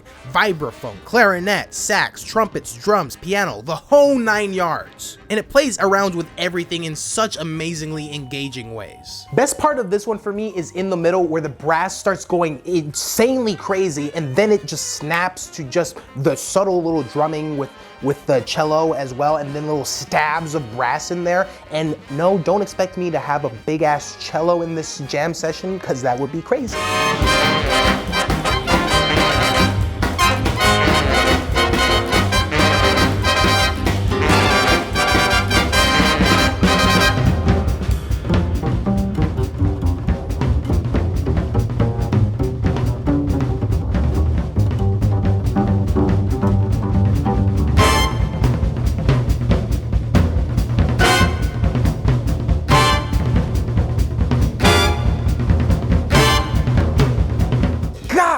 Man, at least they didn't hide it, right? At least it's in the soundtrack so that you can enjoy it as much as you want. I just love how this song came together. 4.5 out of 5 Katumtatdelix. Right, so here's the level I was just talking about a minute ago. I'll tell you what, when I was stupid enough to try and pacifist run all these run and gun levels, man, did this one really do me in. I don't remember another time I got so upset playing a game. This might be the reason I don't try to 100% games anymore. Anyways, Perilous Piers is a pretty decent run and gun theme. I think the percussion hits very similar to Coin Op Bop in that it has a lot of different fun sound effects. A few of these are actually pretty much the same as from that track. Speaking of things that are similar, like, do literally all of these run and gun themes do the same type of percussion? I don't know if I'm tripping or something, but all the percussions that go they sound incredibly similar to one another. Listen to them back to back.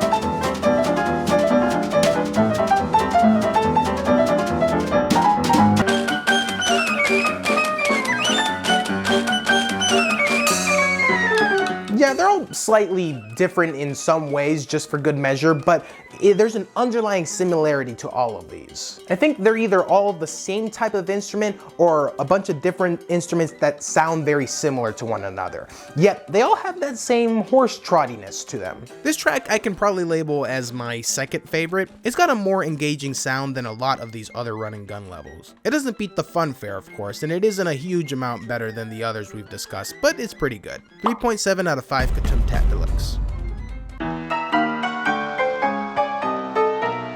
Very strange, yet oddly nice intro for this one. Also, I guess the devs must have heard me a minute ago because now the similarity in percussion ended with this one.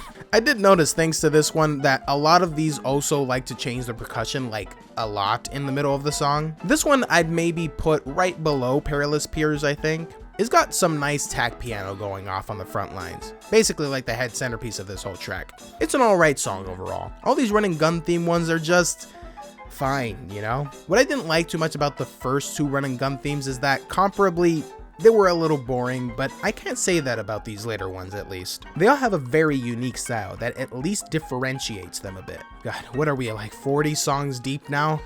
Now it's really starting to hit me. Okay, I'll give Rugged Ridge a 3.5 also. Yeah, nice to hear this little number again. So, this is basically Die House, but like an instrumental version of it. And a lot of people in the old video kept mentioning MK with this song, and I didn't know who that was, but I do now thanks to you guys. And basically, it's just some YouTuber who used this song in his videos often enough to make people, to end up, you know, making people associate him with it. I mean, even without the singing, it's still a great song. But I'd be lying if I said I didn't miss my man Dice singing his heart out. This is used for a few of the cutscenes, including King Dice and the Devil. And gosh, I just really wish that we had a track equally as good for the cutscenes, including Cuphead and Mugman, because all we have right now is this ass tutorial team, and that, we've already moved past that. I'm giving this one a 4.9 out of 5 Contempt Deluxe.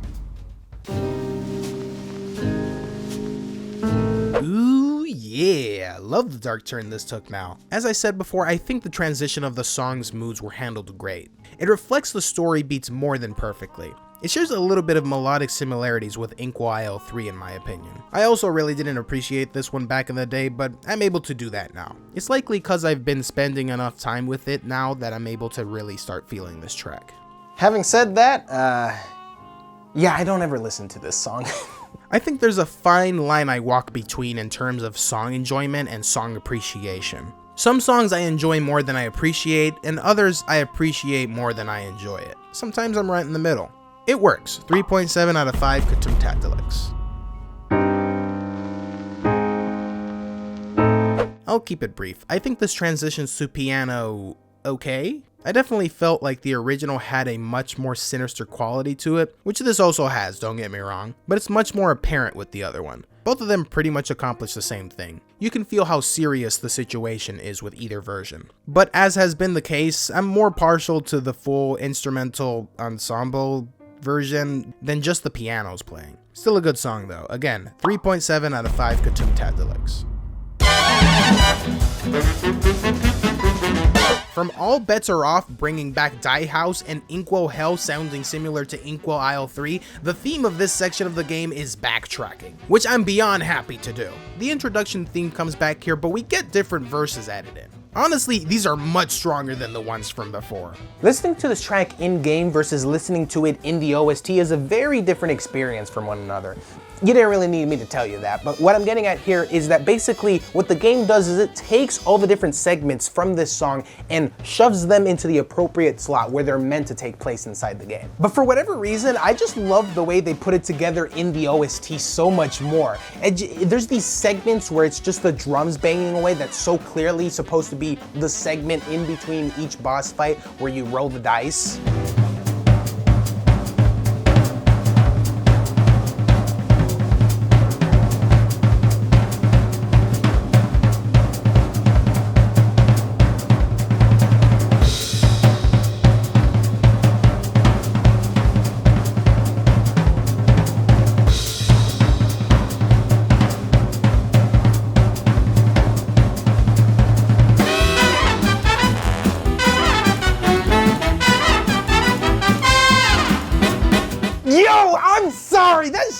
slaps so fucking hard. It's stuff like that that you don't get by just listening to the music in-game only. Mixing in King Dice's theme with this faster paced music too is just wow. I don't even have words. Just what a brilliant fucking song they made here. 4.7 out of 5 Katoon Deluxe.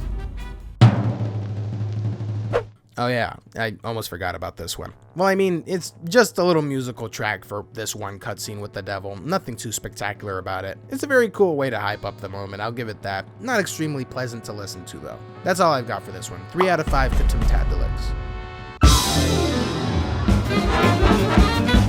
Yes! Finally! I've been longing for the opportunity to talk about this song again. As many know, this song for the first phase of the battle against the devil is riddled with several references to nearly every other boss fight you've faced up to this point. And I've been dying to discuss this one again because I feel like I didn't talk about it as much as I wanted to in that video. We about to deep dive into this fucker. And you know what? I can really use your guys' help legit because like there's this video done by Amoniac, sorry if I mispronounced that breaks down all the references made here, and I'm so mad because a lot of these I'm not able to really hear. Like, it's so subtle that I can't really hear it, and I'm only able to hear like the really obvious ones. I'll show you guys what I mean now. Let's start from the top. So right in the beginning, apparently this is supposed to be Murine Corps, which I'm telling you guys, I'm barely able to hear at all. Like, is it this part of it? I guess that's somewhat similar with the weep weep, but to me it sounds like a bit of a stretch. I'm gonna assume that it's just me, but tell me if you guys are failing to see this too, please, so I don't feel insane. Anyways, next here is apparently Threatenin Zeppelin.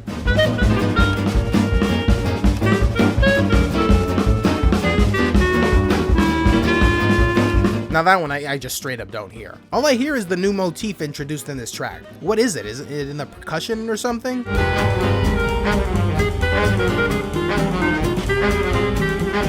Nah, that doesn't sound the same to me, man. What am I missing? Next up is Aviary Action.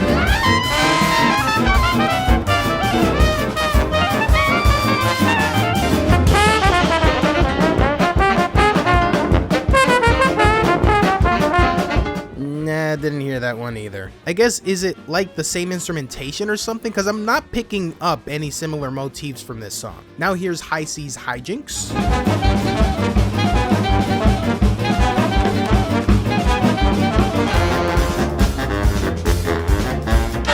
Nope, couldn't hear that one either. And then Aviary again.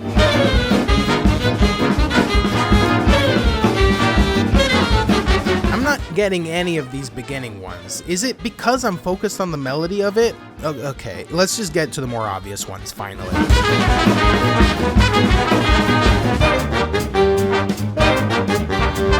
Y'all know I couldn't miss that damn melody. Next we got Sugarland Shimmy.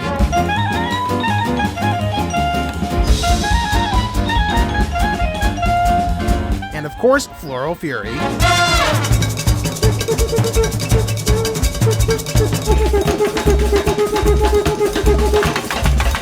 See, now that one didn't have any motifs from Floral Fury. It just had a lot of the same instrumentation from it. And I think that's what's happening with a lot of these other songs. Like, if that's what's happening, then I accept fault. I mean, I already accepted it, but please, somebody with a better ear than me, can you please break this song, like break it down for me, these parts that I'm not hearing, because I really want to enjoy them, like the references and stuff, but I can't really enjoy them if I can't tell that they're happening. Then after that, Ammoniac says that this is apparently Fiery Frolic and Ruse of an Ooze, which Fiery Frolic I can hear, but where did you get Ruse of an Ooze?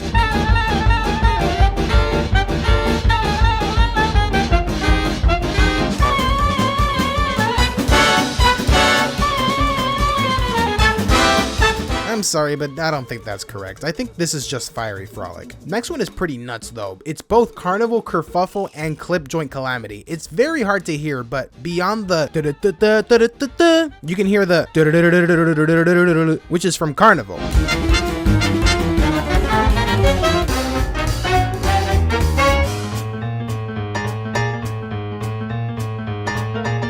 pretty crazy. See, I could pick them up as long as the motif is the same as before. Next is obviously Dramatic Fanatic.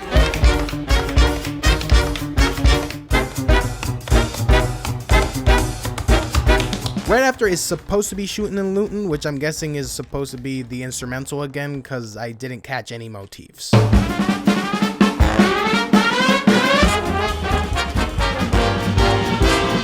Then you've got Pyramid Peril and Honeycomb Herald. I hear a little bit Pyramid Peril, not really catching the honeycomb part though, might be a percussion thing.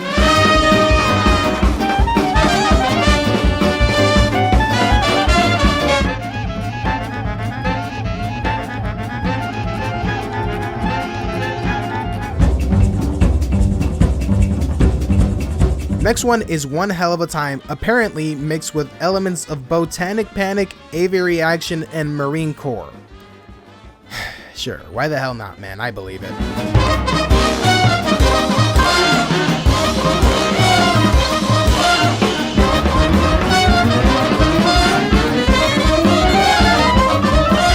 Then this is Railroad Wrath, which I can buy, honestly.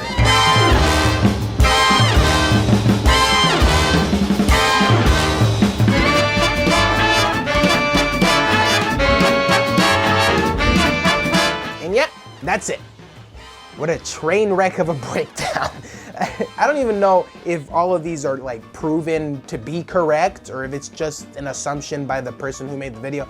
But assuming that it is correct, that would mean that all of the boss songs made its way into this song, and that is fucking awesome. Again, I wish I can hear some of these a bit easier, but the ones that I can hear are amazing enough that it makes me love this track so much. It is so amazing. There's a change right at the end where they swap a sax solo for a piano solo, and I really liked the chaotic way the sax sounded in the OST version, but the piano is always good to hear, so I'm alright with it. Oh yeah, and also the beginning sting is a bit different and it sounds a bit fuller. Another change I'm totally fine with. Alright, let's get to the next song. I'm giving Admission to Perdition a very well-deserved 5 out of 5 Ktum Tactilix. Well, we had to get here eventually. You guys already know this is at the bottom, and you probably agree with me too. This was apparently a deleted track that was supposed to play when you're entering from phase 1 to phase 2 of the devil fight. And I'm kind of glad that they didn't put it in there because it doesn't really sound like it would fit. It actually sounds like it would last a little too long, at least with the animations that exist right now anyway. Let's put it into effect so you can see.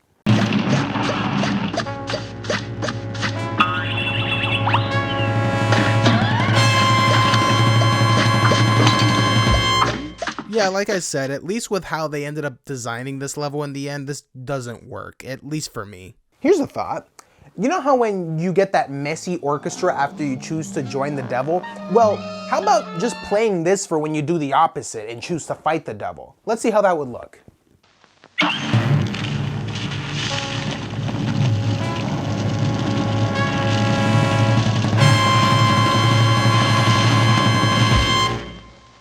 Not too bad, huh? I don't know, it's just the thought that I had that I wanted to share with you guys. This track otherwise is just pointless to even include inside the OST. It's not awful, I don't think it's awful or anything. To be fair, I'll give it a 3 out of 5 Ktum Tactilix.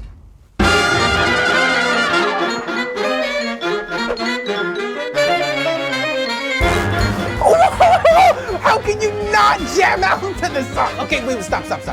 Okay, just talk about the song, ready? All right, calm down. So this song. No, stop! Okay, all right. For real though, calm down. Here we go. I'm surprised by this one. Usually the final boss themes don't get me this hype. They all gotta be brooding and shit because, you know, big bad. But no, they didn't go that direction, thankfully. I get to enjoy another action-packed, energy-filled, jammin'-ass tune. The main motif for the song sticks so fast, it's just so well written. I love the little calm down right near the beginning and how it builds right back up to that original intensity. And this song stays referencing other boss fights too. We get Junkyard Jive again and Botanic Panic comes right afterwards.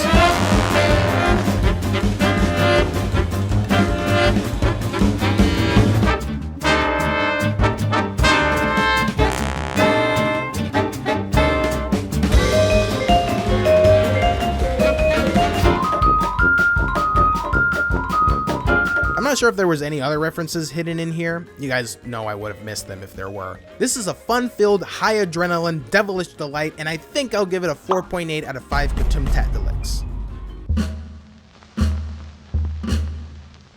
Oh yeah, y'all are bound to remember this one. If you decide to join forces with the devil, the credits roll and this depressing ass music plays. Reason why I said you'd probably remember this is because everybody's favorite part of the old video was that skit I did with the dead dog. I know, I cracked myself up too. Seeing as how I'm not a hack and I am a very creative and highly intellectual person, I'm not gonna do something like try and do a recreation of that entire sketch. That'd just be stupid. Odie, we got Odie here. Okay, well, the good news is Odie's dead. Oh wait, that was supposed to be the bad news. Can I start over really quick? Hi, so bad news is Odie's dead. The good news is I forget. Bye.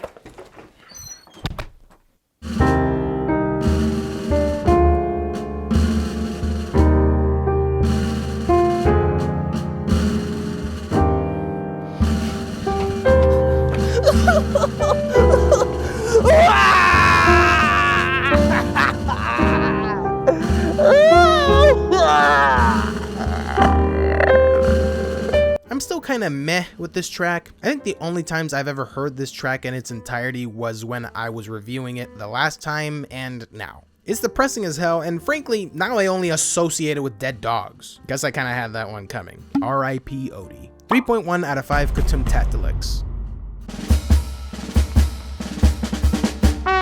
Nice way to help wrap the story up. I like the cute merry little tune this one has. It's somewhat average when compared to everything else we've experienced, but that's not on the song. It's on the rest of this OST for being so goddamn awesome. I suppose I couldn't really picture a better way to wrap up this storybook ending though. I mean, what else can I really say? It's a pretty fitting track. I find the bridge in this to be so much fun too.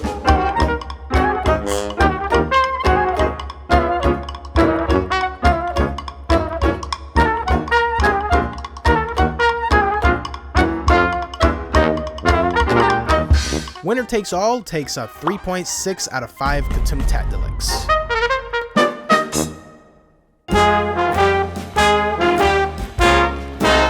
Play that bro. This little tempo change is killing me. After all that high tempo madness, it's actually pleasantly satisfying to end on this slow, somber jazz. And more lyrical goodness from Alana Bridgewater? Yes, please. Well, Cuphead gambled with the devil.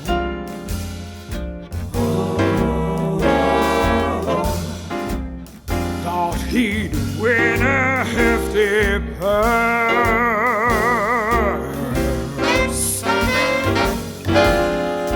Mugman came along to help him.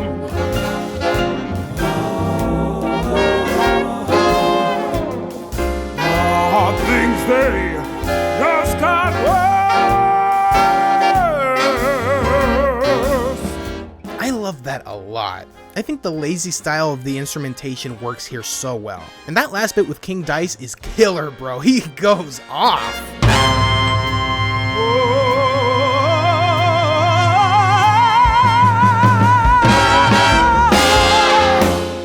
Man, he slayed the shit out of that. I love this man, or woman, rather. And yeah, I still don't know why they put 2 minutes of silence followed by band practice at the end. One of life's great mysteries, I suppose. Stop! Stop! Stop! Stop! Stop! You guys suck. Ass. Well, that'll about do it for today's band class, guys. What did we all learn today? That we suck ass. You're a quick learner. This actually does play when you choose to join the devil, which still doesn't fully explain what it's doing in this part of the soundtrack, but my guess is that it's just a troll. I personally couldn't think of a better way to wrap up than playing a nice, slow, jammin' ass song, teasing a sequel, staying silent for 2 minutes, and playing some horrific instrument sounds at the end. Truly, I can't. 3.9 out of 5 Kutumtatdelics. That's all there is There isn't anymore. Or is there?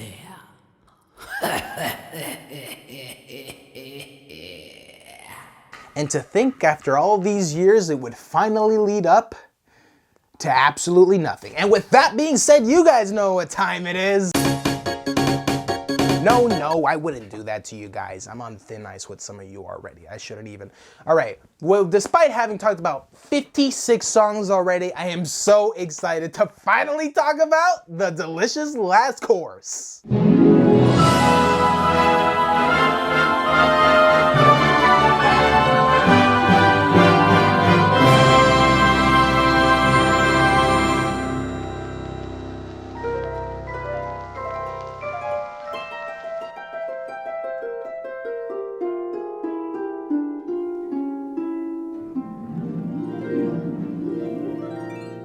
Oh, we are off to a really good start. Let me tell you something. Cuphead.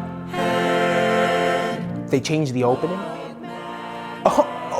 Okay, so they wanted to outdo themselves today. Okay, I see you. Dude, straight up, this completely trumps the original title screen music. I love the quartet energy the original had, but this just sounds so angelic. But that's not the only reason why I put this one above. You'd think that they just put an instrumental version of the chorus they just sung like the old title screen song. Well, remember when I said they wanted to outdo themselves this time? Just listen. It's a delicious last course. Oh, the delicious last course. One can eat their fill and still stay until the delicious last course. It's a Oh, no, they did not. Oh, yes, they did. There's our cakes and pies, a dozen scones, oh my, for that delicious last course. Oh, Miss Chalice just wants to be just as real can be. With a wonder tart, she can then take heart, it's off to the bakery. Chef Salt Baker has a plan, the best tart maker in the land. If they're expedient with the ingredients, then he might just lend a hand. With that delicious last course, oh that delicious last course. If there's a single meal to help make Chalice real, it's a delicious last course. Bro, I swear I spend literal hours on this menu screen now. How are they gonna hit us with something this amazing already? This is just the tip of the iceberg, guys. If their plan was to get me hyped for the game, who am I kidding? Of course that's their plan. And they have more than succeeded at it. I'm too hyped. I want to get to the rest of this soundtrack now. 4.5 out of 5 Contumtatulix. With that delicious last course.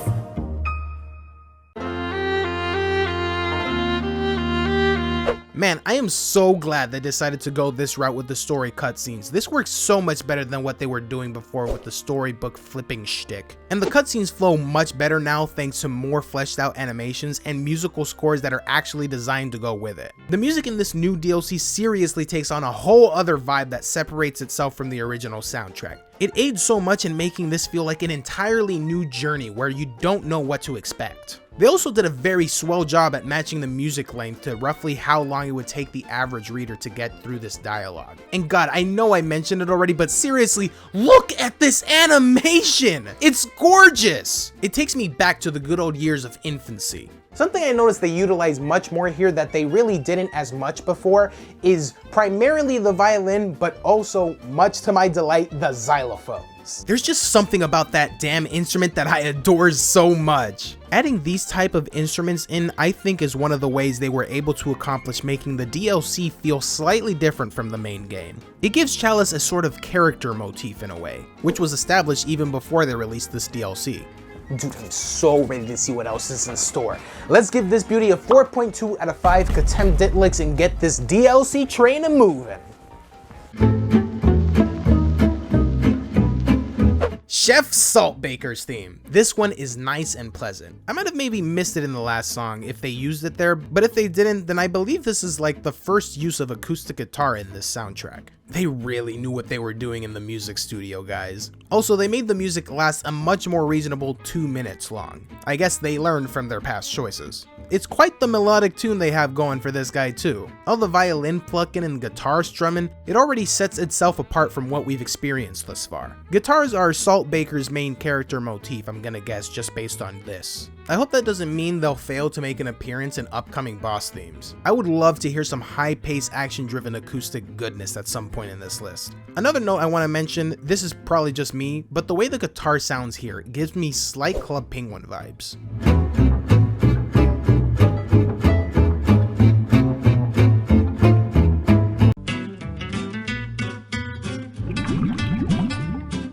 It sounds so similar to me. Tell me if any of you agree. Anyways, I think I'll give this track a 3.9 out of 5 Katuntatelix.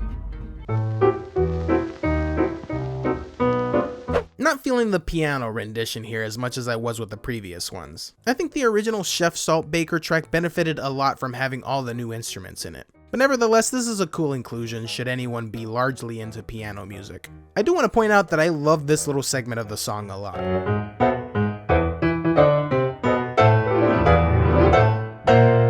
That was actually pretty satisfying. Overall, I think it's a neat track. I'll put it right below the previous song with a 3.9 out of 5 Katuntatelix.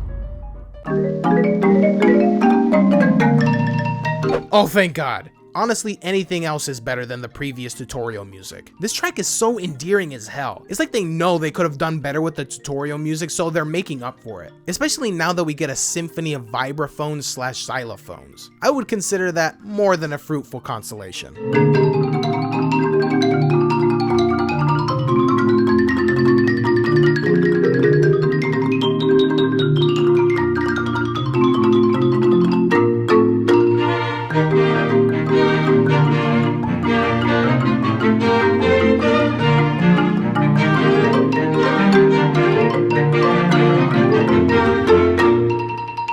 Its jovial and uplifting energy gets you so excited to try out Miss Chalice's new moveset. And another thing it seems like they're starting to implement more in the DLC than they did in the main game are vocal performances.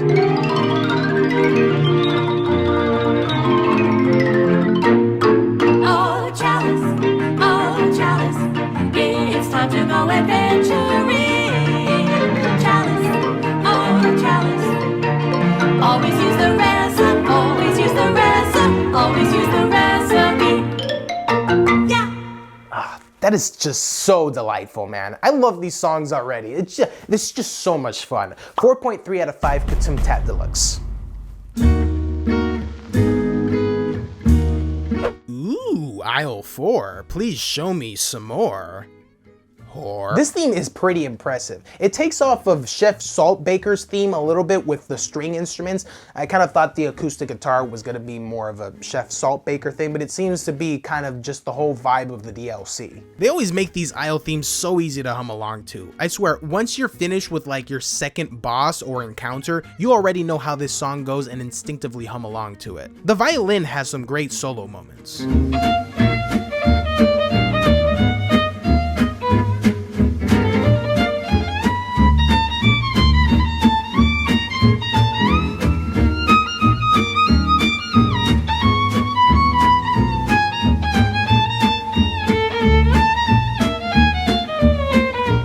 The guitar sounds straight up sexy in the end here.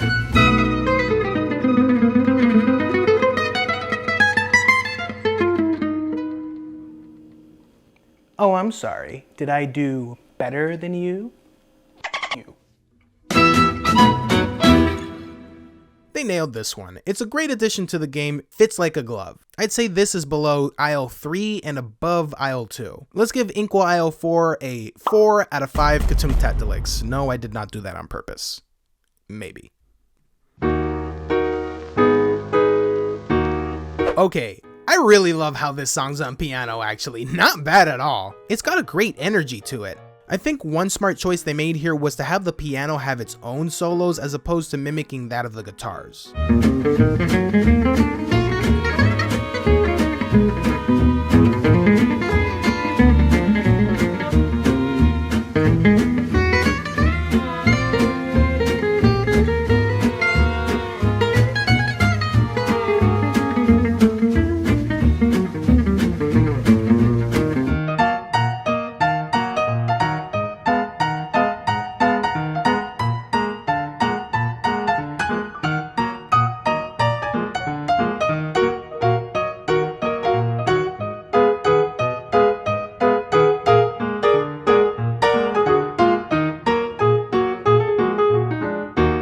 pretty sure they don't do this with the other Isle themes, but I think the reason they don't is because there aren't many solos in the other Isle themes, which makes this Isle theme much more interesting and enjoyable to me. And I'm sure another reason is because mimicking a guitar solo on piano either is too difficult or doesn't sound very pleasant. I'm just guessing here though. I am really curious to see what they did to replace that sexy guitar solo right at the end. What you got, Piano Man?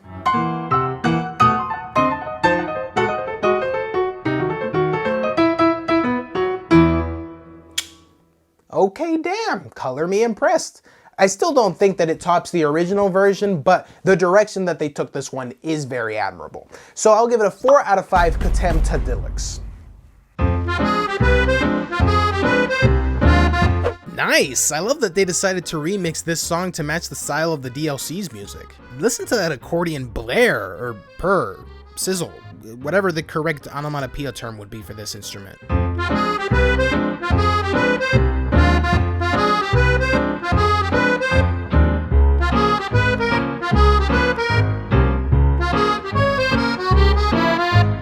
I had a hard time deciding whether I liked the song more or less than the original Porkrind song, but after careful consideration, I decided I think this change they made to it bettered it. Not significantly, but enough.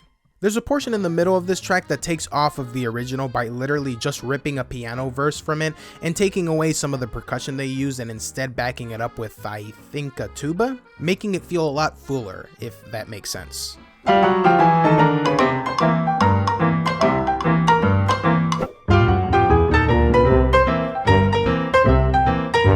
That's another thing, there's no percussion in this one, which is half the time usually my favorite part of the song. And it's completely absent from this one, and yet I somehow prefer this over the initial counterpart. It's weird, right? Speaking of weird, by the way, right at the end, there's like a subtle hint of electric guitar, but just for like 2 seconds. All right, and that is a wrap. Are you kidding? That's all you wanted me for? Yeah, pretty much. Can I at least do one more? Whoa. Let's not overdo it there, buddy. Come on. Yeah, save those guitar picking skills for another day, eh, Tiger, huh? You guys can't afford to keep me here any longer, can you? No, we cannot. That is correct, yes. It sits right above the original for me, so I'll give it a 3.6 out of 5 Cuphead. Here we go! More boss themes! Ah, I'm so excited. Okay. First one in the bunch. Gnome Way Out. And, well, you know, it's pretty good. Okay, I'll be honest. It's my least favorite boss theme in the whole DLC. And the whole game. Yeah, it isn't the best. I can't quite explain why, but like the first time that I heard it, I just wasn't feeling it. Hell, the next 20 times that I heard it, I wasn't really feeling it. I apologize to anyone who really loves this theme, and if it's your favorite boss theme, please, I hope you don't take offense, because the truth is, I actually think this is a good song. It's got the same banging ass energy as the other songs, and it's got a few good moments. I really like how they utilize the trumpets here.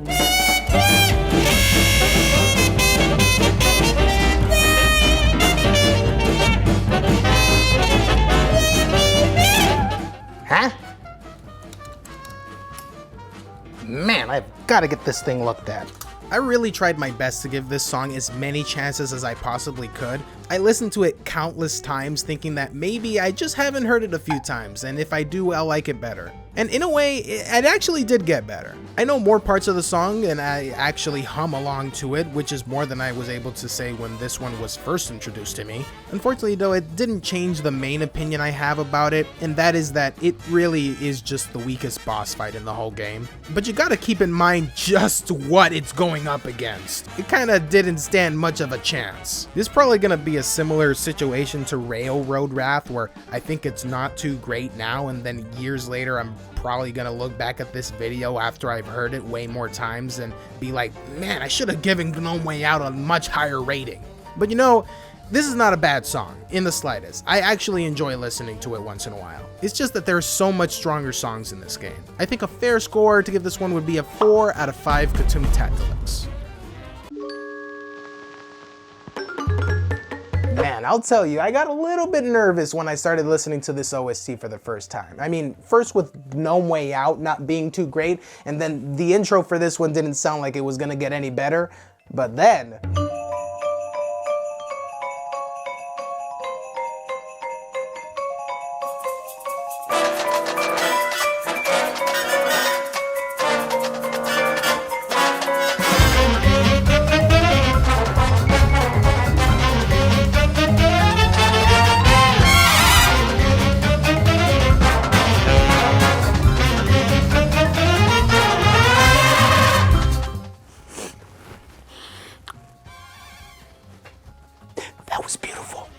Bro, this song is so f***ing fire, which surprised me because I thought this was supposed to be a snow stage. That is the only snow pun I'll make in this whole thing, I promise.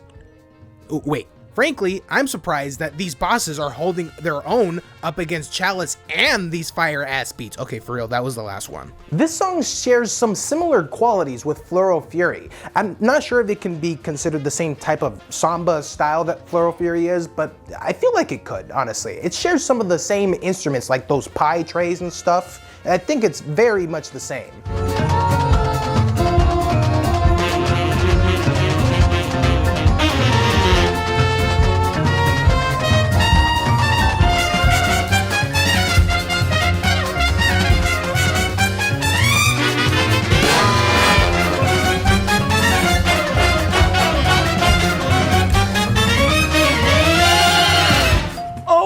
God! Oh. That's it. This track brought it back, man. The same amount of fun and enjoyment I had with the original soundtrack, this track brought me back to that same place. It's so amazing. The winter-like instrument choice, the crazy in-your-face trumpets, the epic franticness of these melodies, all of it is astonishing. 4.6 out of 5 Katum-Tattalix. Come on, man. Very interesting concept going on here in this stage. So you're caught in like a crossfire between some, you know, bootlegging bugs and some, you know, police bugs, basically. And I don't know why I love the design of this stage so much. It's just 3 platforms, but for some reason, I love how the freedom to be able to jump between those 3 platforms the entire time. But seriously, you guys did not need to do me with that fake out. When I beat this boss and that fake out happened, I was so embarrassed because I was there like, aha, yeah, did it, and then dead. Like, you, game developers, you. Now, the song is fantastic. I don't know how they do it, but it really feels like you're in the midst of a gang throwdown. Maybe it's the way the brass is used here, not sure. They even have some vocals here with what I can only assume to be the bug lady skitty-scatting every now and again.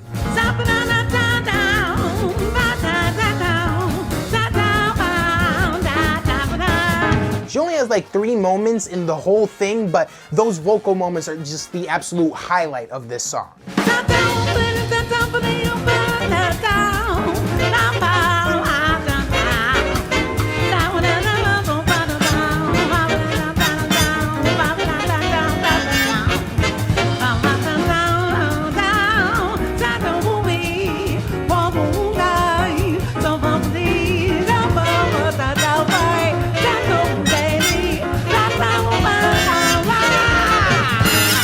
I'm pretty sure that's Alana Bridgewater, the voice of King Dice, doing the vocals here, because in the DLC's credits, it credits her under rhythm section as scatting. So it's good to hear her non-King Dice singing voice here, actually. I enjoy the hell out of this song. Let's give it a 4.4 out of 5 Katum-Tattalix.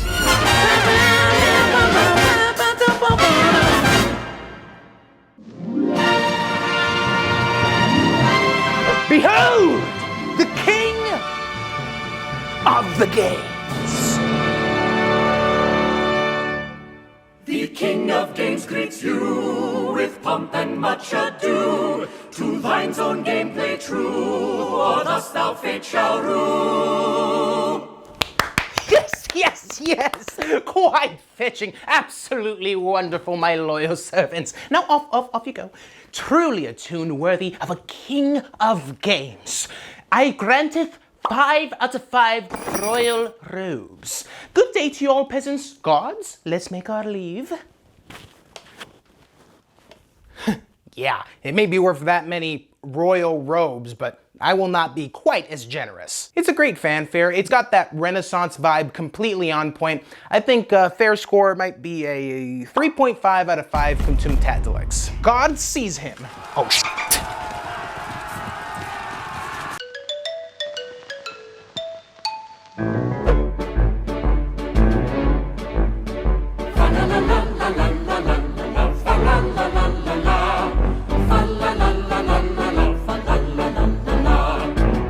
Okay, so they really are sticking to this old king medieval royalty style-esque music, huh? Okay, I'm game. I actually find this sound somewhat enjoyable. I do like the direction this DLC has chosen to take its music and its gameplay and story too. It really adds a whole other layer to this game that you can enjoy to its fullest. That vibraphone fits surprisingly well with this genre too. I love how they decided to add more vocal performances into these DLC songs. It is such a great way to further expand their musical boundaries and opens these tracks up to several methods to make them really unique and entertaining. Just listen to that big finish.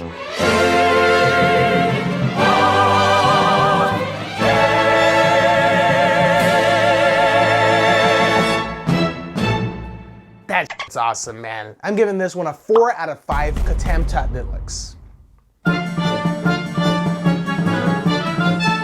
Okay, now these Renaissance ones are starting to get good. When you accept the King of Games challenges, you get put up against a whole cast of crazy characters that can only be defeated by using parry attacks on them. It's kind of a spiritual successor to Jelly the Octopus, pretty much. These are all creative and inventive bosses, and I had such fun trying to defeat all of them. Some were way more annoying than others, but for the most part, a pretty straightforward experience. This track plays for each one of them, and something super cool I didn't know about it is that there's a different version for almost each one of them, where the instrument solos are all different. So like the pawn version will mainly have vibraphone / xylophone solos.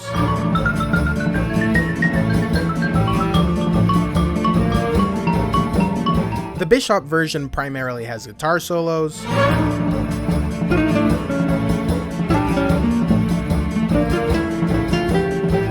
The Knight version does mostly violin.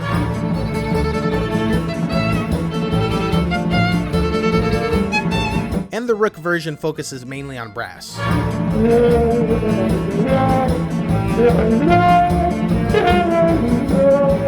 I'm not a huge fan of chess, and I'm also not too knowledgeable about the Victorian era. Okay, now I've used like 3 different terms to describe this King of Games style of music. What was it? It was, I used Renaissance, I use medieval, and now Victorian. Please, somebody tell me, I'm so bad at this. Somebody tell me, am I getting any of these terms correct? Because I am so bad at describing genres, and I just don't want to use an incorrect one.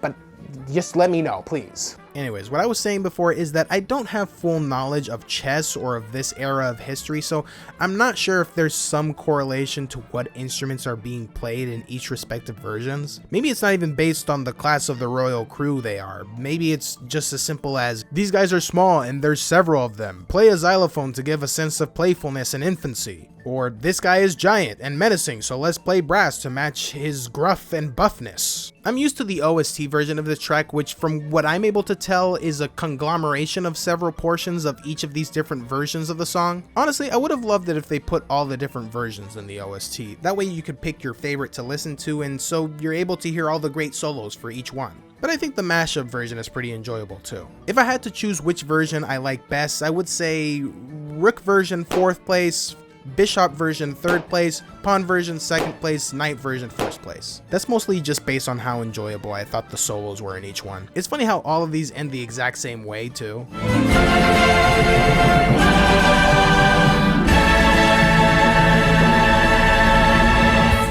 The most epic of epic endings, of course. This was a really great inclusion in the soundtrack. I just kind of wish that they would have included all the different versions instead of just like this mashed up version of it.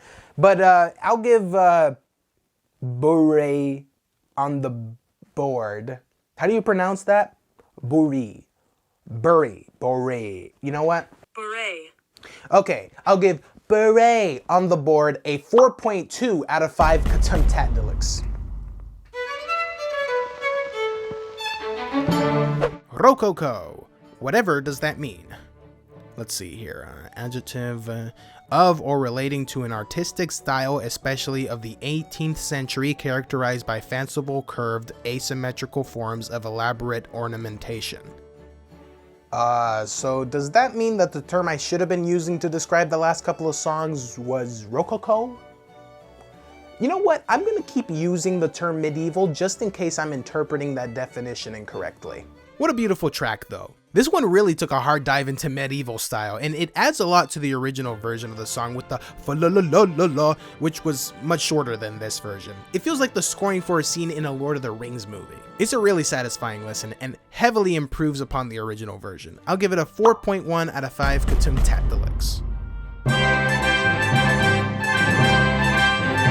Wow, the king making us fight his wife? What kind of weird cuck is he? I'm not as into this track as I am the beret on the board theme. There's subtle elements of it in this song, but I'm not sure why I don't fancy this one as much. Definitely my least favorite of these King of Games boss themes. There's not much that sticks out to me about this track. I mean, the beret on the board motifs and the bridge is pretty good, but not much else other than that. I think that there's some nice inclusions of new instruments here. Now, I don't know if I'm gonna get these right, but I believe there's like a toy piano and a French horn in there. May be wrong, but I don't know.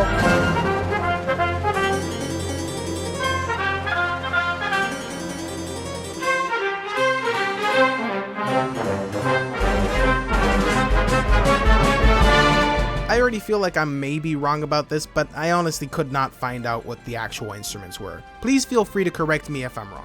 I still think this track is quite alright, honestly. It's just an in comparison sort of thing. I'll give it a 3.6 out of 5 K'Tum Tat Deluxe.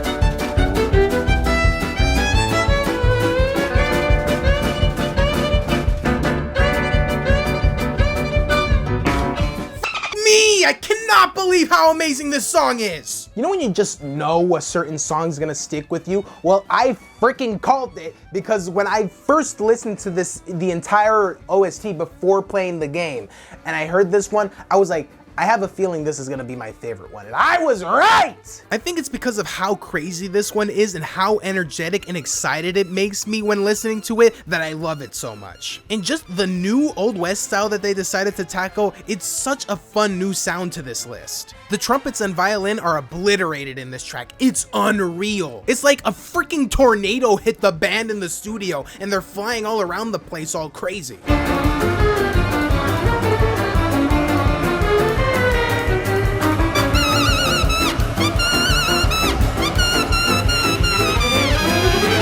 The chaos just continues and continues, and the way they did the beat here is phenomenal. It's like the same horse trot we've been hearing from these run and gun levels time and time again, but it's like 10,000 times better.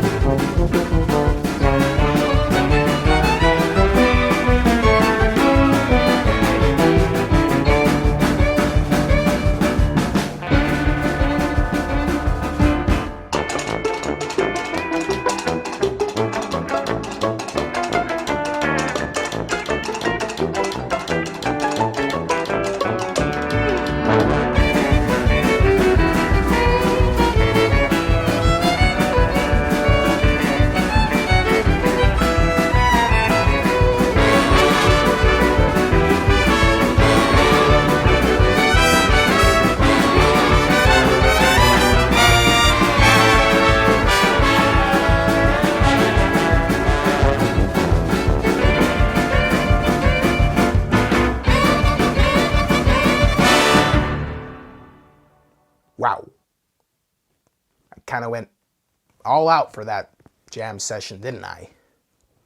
Just started it and I just didn't know when to stop.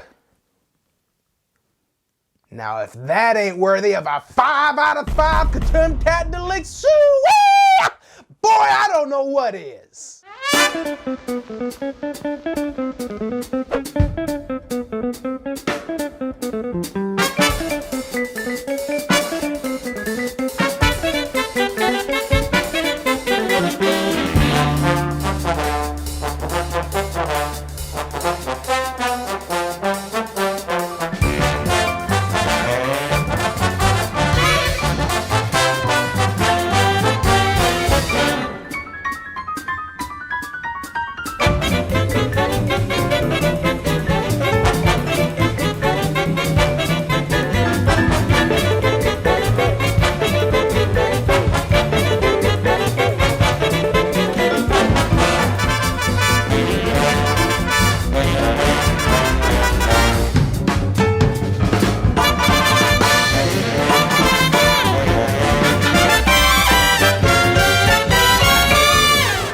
I'm sorry. I can't not do a full jam out session to that shit.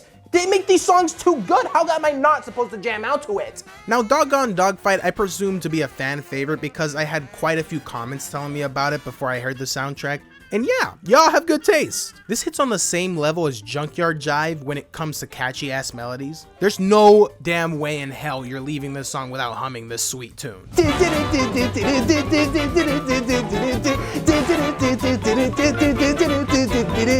This level is just so great too. It's definitely a favorite of mine. The main thing I think the developers were hoping would be a big challenge was the flipping of the screen and controls. It's less of a challenge and more just funny to me. I literally just turned my head after the first time dying and it was way easier that way. I'm pretty sure multiple other people probably do the same thing. I even saw Jack doing it when he played it. So yeah, people know what's up. The obstacles they throw your way in this part aren't incredibly complex because they're already rotating the screen, so I'm pretty sure they didn't want to overdo it. If you don't turn your head while playing this part, I can imagine it'd be much harder. I did actually have trouble initially with this upside down segment because I was trying to play it upside down in real life. Playing this section like this actually makes it feel like you're playing the game normally, but with the controls flipped. It's actually easier if you play it normal right side up. Sorry, I digress. Doggone Dogfight is a very strong competitor in this list, and it's for sure my second favorite in the DLC. That intro just excites me like you wouldn't believe, and the rest of the song keeps that excitement alive and well. I would do a jam out session, but I'm doing so much of them that I feel like it's getting a bit redundant at this point.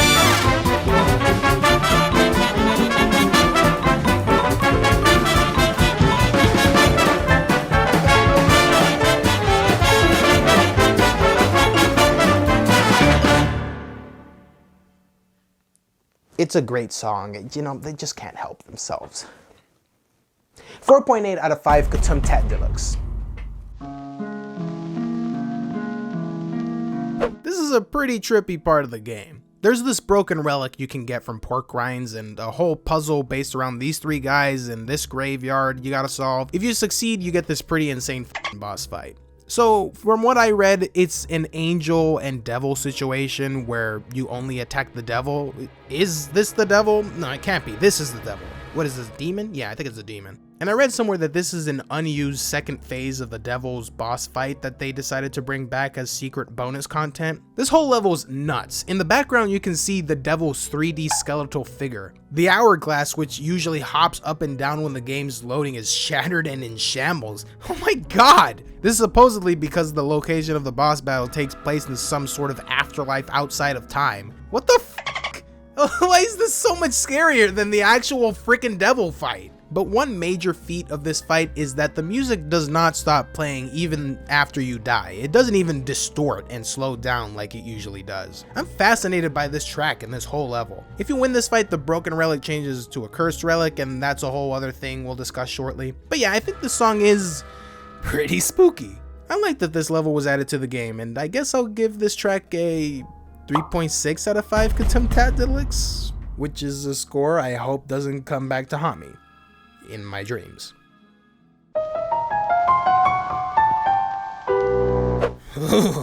Me no like. So yeah, like I was saying earlier, you have that cursed relic now, which basically functions as some sort of masochistic challenge to players who enjoy being f***ed with.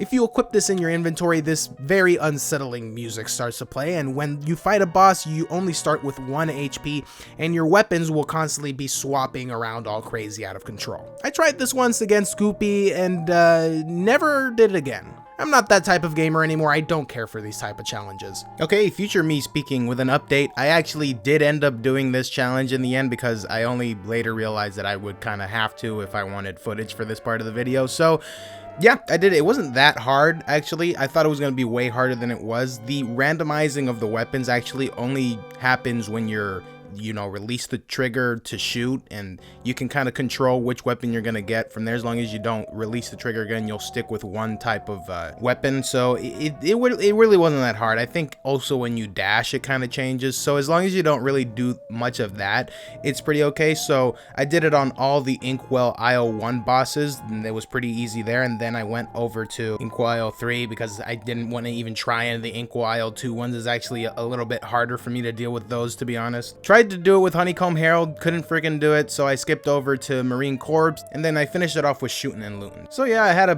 pretty good time with it, honestly. It wasn't as much of a headache to deal with as I thought it was, which is weird considering that this is like one of the most rageful games that I've played personally. I was just expecting it to be a lot harder, which is why I didn't even bother to do it in the first place and why I was like so turned off from it, but it was fun. I would consider trying to do some of the other bosses with this little gadget later on. The music here is quite creepy though, not gonna lie. It reminds me of like a Luigi's Mansion song. It can fit pretty seamlessly into that OST. It's exactly the same vibe. Not much more I can say about it. I think it's fine. It's not too exciting, but it's got a cool creepiness to it. I'll give it a 3.3 out of 5 Katimtatdilix.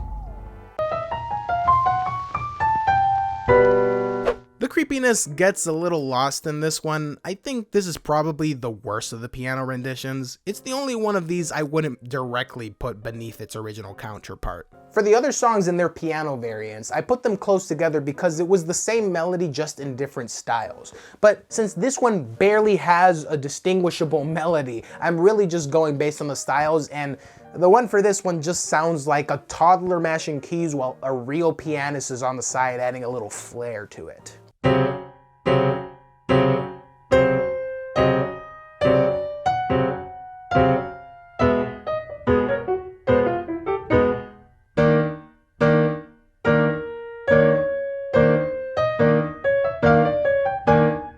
Yeah, this is just not it. But I will say, as an attempt to follow this whole music piano recreation gimmick, this was nailed spot on. The enjoyability doesn't translate very well though. I'll give it a 3 out of 5 Katimtatdilix.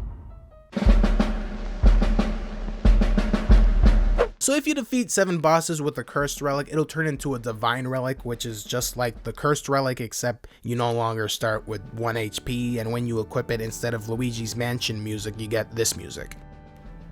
Fucking lovely. Okay, I was ready to assume that this was a funeral song based on how it sounded, but this works just as well. There's a very interesting bit of tonality here. It's not very hype, it's kind of bittersweet, almost like you've conquered something that wasn't meant to be conquered, or like you surrendered yourself to a higher power that you don't yet know is evil. It's like a war veteran is visiting his best buddy's grave or something.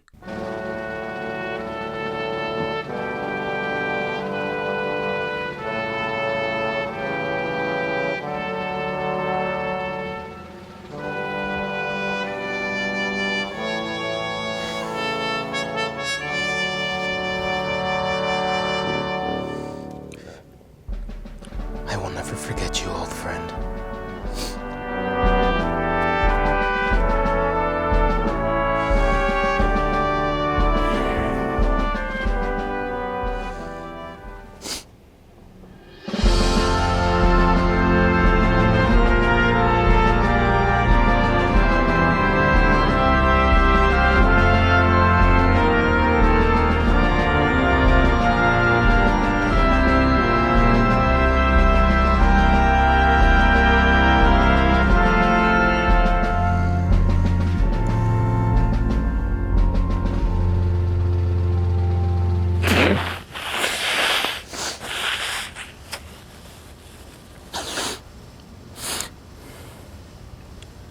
It's tough, man. Yeah. It really is. How'd you lose yours? Guns blazing. He was one tough son of a bitch. Took down about 20 men before he went down.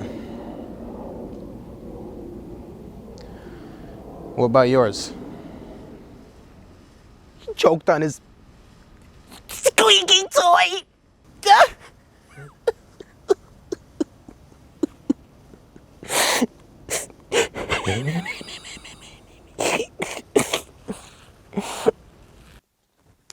It's actually quite effective when you put it over something like that.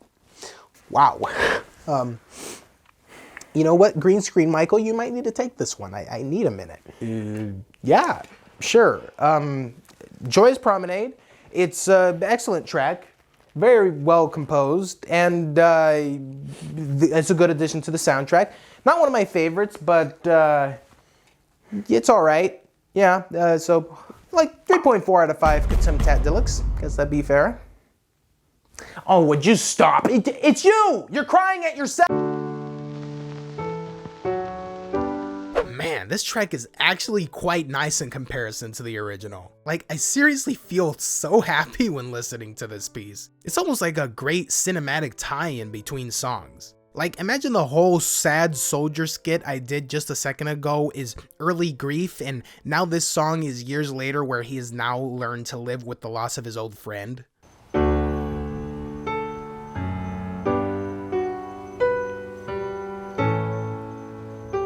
Long time no see, old friend.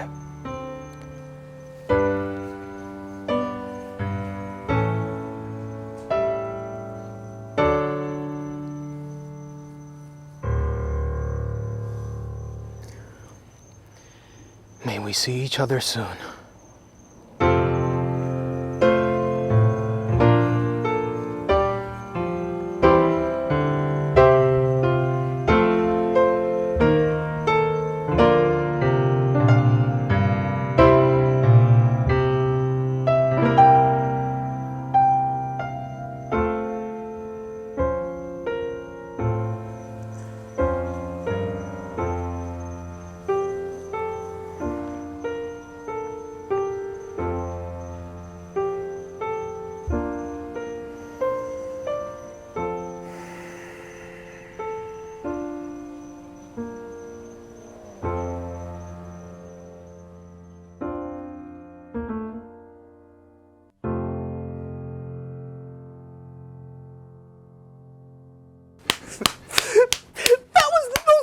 Beautiful thing I've ever seen in my life. Encore! Encore! Do it again! Oh! Oh! I guess I have to take it again, huh? No, I'm sorry, I can't. Other me, do you mind if you would please? Oh, I'd be happy to. This is actually one of the only piano tracks in this game that I enjoy more than the original song. It's just so beautifully played, it almost brings me to tears when listening to it. I'm gonna give it a 3.4 out of 5 Tat Deluxe. Why? Why was it so sad? Oh.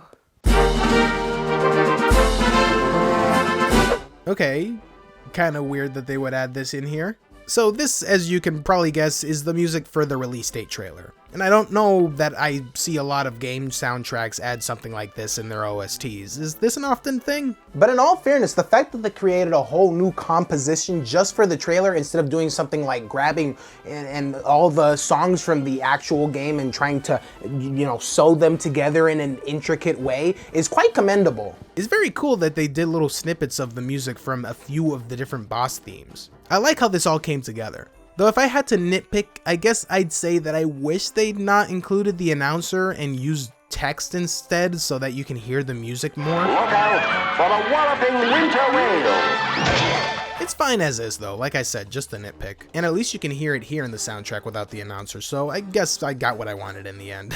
I think this is an alright addition to the list. Can live with or without it. I'll give it a 3.4 out of 5 Tat Deluxe. Ooh boy, things are starting to get serious! It's funny how much of the endgame content features organ music. I mean, I guess it does give a very menacing quality when used the right way. If it worked for Dracula, why not for Chef Saltbaker, who's now evil? Yeah, I'm gonna be honest, I should have seen that one coming, but I didn't. This was a surprise to me. I'm too trusting. Okay, at this point, I'm just talking to fill in time. I don't really got anything else to say about this track. It's a good lead up to what's in store, I'll tell you that. That said, let's get to the payoff. 3.2 out of 5, whatever, let's just go.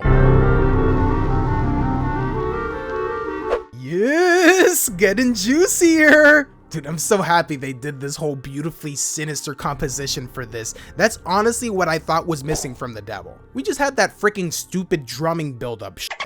This is really an upgrade from that. The clarinets are just giving themselves to every second of this track, and all the different instruments coming in one by one give this song a bit of flavor.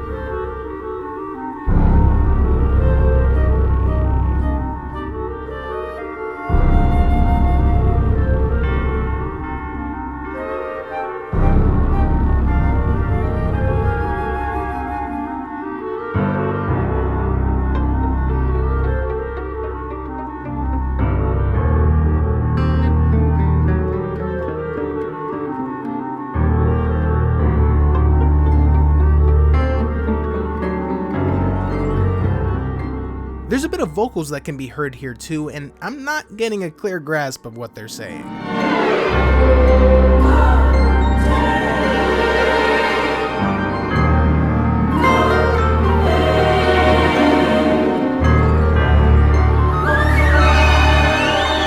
Anybody know what they're trying to say? Whatever. I'm sorry if it feels like I'm rushing. It's because I kind of am. I want to get to the payoff of this build-up so bad. Let's give it a 3.4 out of 5. Give me that next track, baby. Finally! Oh my god, the sweet payoff. I know I got a bit impatient with it, but I really love how the last two tracks create this really compelling build-up to the grand final boss fight. They made them sound the same as this song too, so it really helps to hype this song up a lot. I can't express how much more impactful this is than what they did for the Devil's boss fight. There's more vocals here, and yet again I have no clue as to what they're saying, and apparently neither does anybody else. I guess it was meant to be understood. I always thought they were saying, Cuphead, Mugman. But if you listen closely, it definitely isn't that.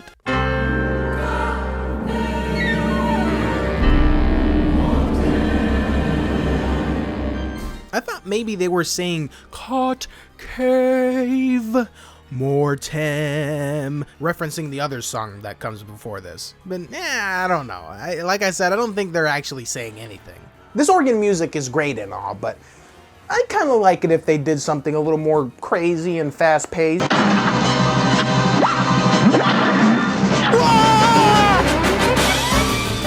The transition into the second phase is mind-boggling. Everything about it is just so perfect. The sudden exhilaration of the music, the way that Chef Saltbaker grabs you and enlarges in size, bursting through several layers of the bakery, how he's animated so beautifully and maliciously, and just listen to these instrument solos.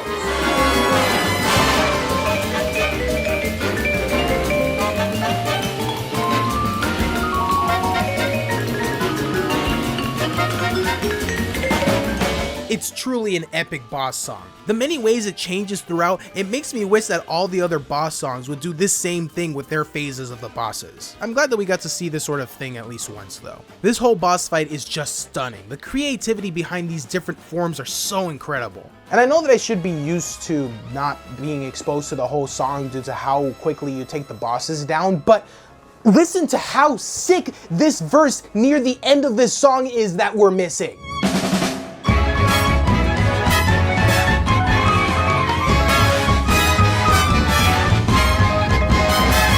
Man! What was this? Like a portion of the song meant for an extra Saltbaker phase we didn't see? That shit was too good! Okay, I think I've talked enough about this one. Let's get to the next one. This one's great. I'll give it a 4.4 out of 5 Kutumtadilix. more cutscenes, let's go! I am so fond of what they did for this one too. The music is tied to the cutscene in such a nice way. The music actually won't proceed until you press a button to continue the dialogue. Check this out.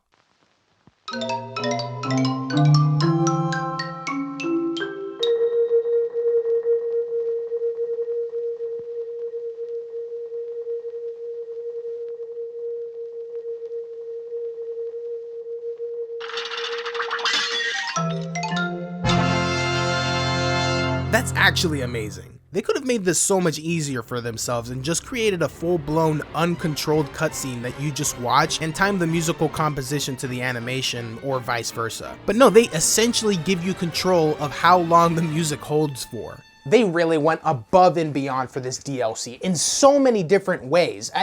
It's incredible what they were able to accomplish this time around. If you aren't f***ing around too much and read at a normal enough pace, the music matches pretty perfectly to the animations. It's so awesome. This was such a cute change from the storybook. I can't stress that enough. This game is so f***ing good.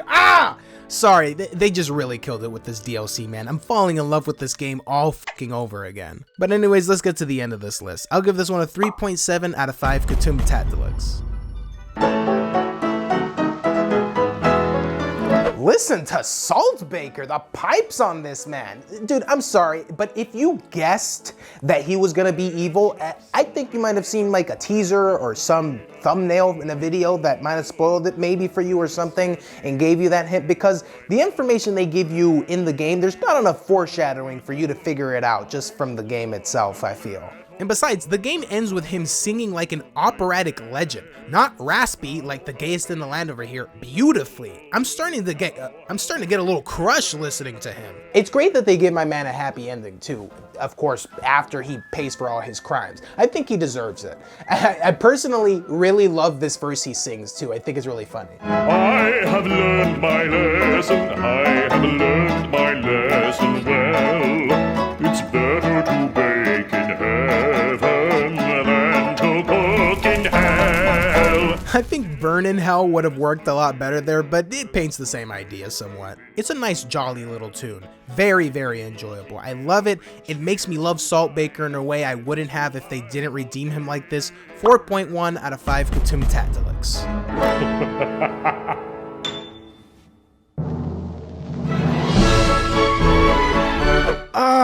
The Philharmonic Orchestra in this, it's so good!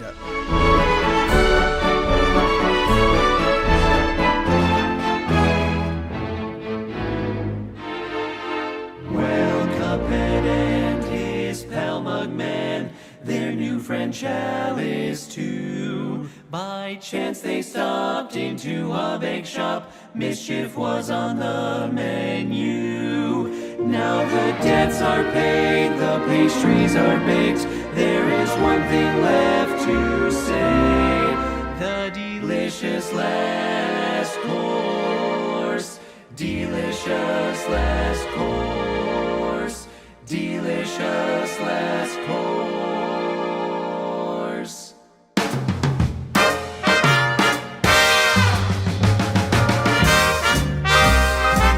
Man, the one-upping just does not end, man. It's unbelievable. They truly pulled no punches and went above and beyond. Infinity and beyond with this. In a way, I feel like the opening, the cutscenes, and the credits were better here than in the main game, and the boss battle music is better in the main game than it is here. It pretty much balances out the whole game perfectly. Oh man, and the style they toss into this. The quartet and then the sweet jazz, and then it takes it to this beautiful cinematic-like score midway.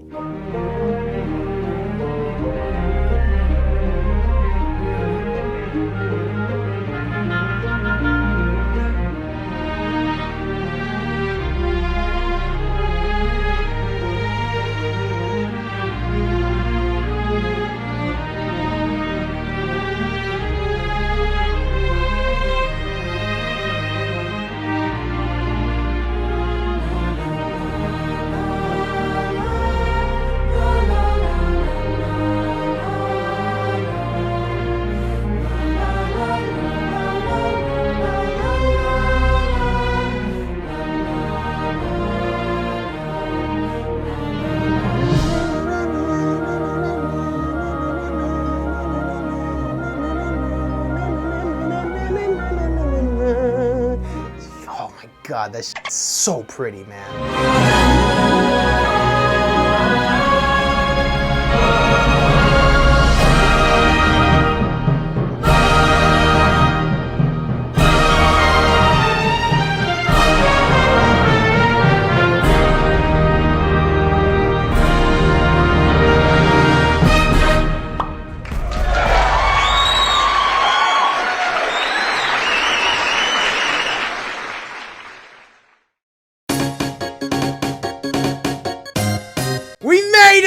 God, did it take me forever to put this one together. Because I love making things easy for you guys, I decided to put the old ranking order and the new one, minus the DLC songs, side by side here. I still haven't seen the old one while recording these voice lines. I'm only likely gonna see it when I'm editing this later, so I won't get to comment much about it. I'm really excited to see what exact changes there are in there, but I get the feeling it's not extremely different. Anyways, that out of the way, here's the entire ranking order, DLC included. This list was so much fun to put together. I really love sitting down and listening to all these songs and what they did differently for the in-game versions. By the way, my apologies for not really talking about the in-game versions of the DLC tracks. To be honest, I didn't really know that there was in-game versions of those songs until it was too late and I had already worked on a great majority of the video. And I'm sorry if I failed to go deep enough with analyzing the different versions of the songs from the original game. Honestly, a lot of the time the changes just wasn't really noticeable or too grand for me to make like a grand comment about it, and sometimes I just forgot to even mention it for some songs. But it is what it is. I'm just so exhausted from putting this one together. I really wanted it to be one of the biggest videos I made, and I feel like I accomplished that. I need a break after this one though, man. Fuck me. Anyways, enough of my whining. Let's get right over to the top 10. Number 10, Threatenin Zeppelin. I held on to so much hope that this would make it in the top 10, and it just barely did.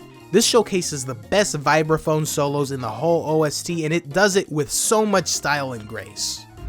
Number 9, Fiery Frolic. What a damn jam this one is. So many great verses, so incredibly memorable, and it will always be one of my favorites from Isle 2. They knew exactly where to put it too. Dying to this hard-ass boss over and over again only means listening to this bop that many more times.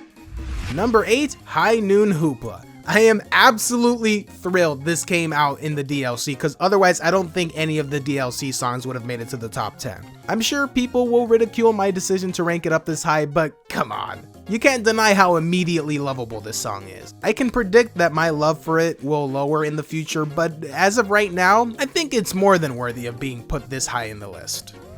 You already know, Die House makes spot number 7. Gamest or gayest in the land, he knows just how to use them pipes. And I am enamored with the smoothness of this song. It's too much fun to sing along to. I love, love, love it. Number 6, the ever illustrious Junkyard Jive. There's no chance this was getting anything lower than spot number 10. This is destined to be in every top 10 list ever conceived. This ditty is a Winnie from the beginning. I can never forget the amazingness that this track gushes. Not in a million years.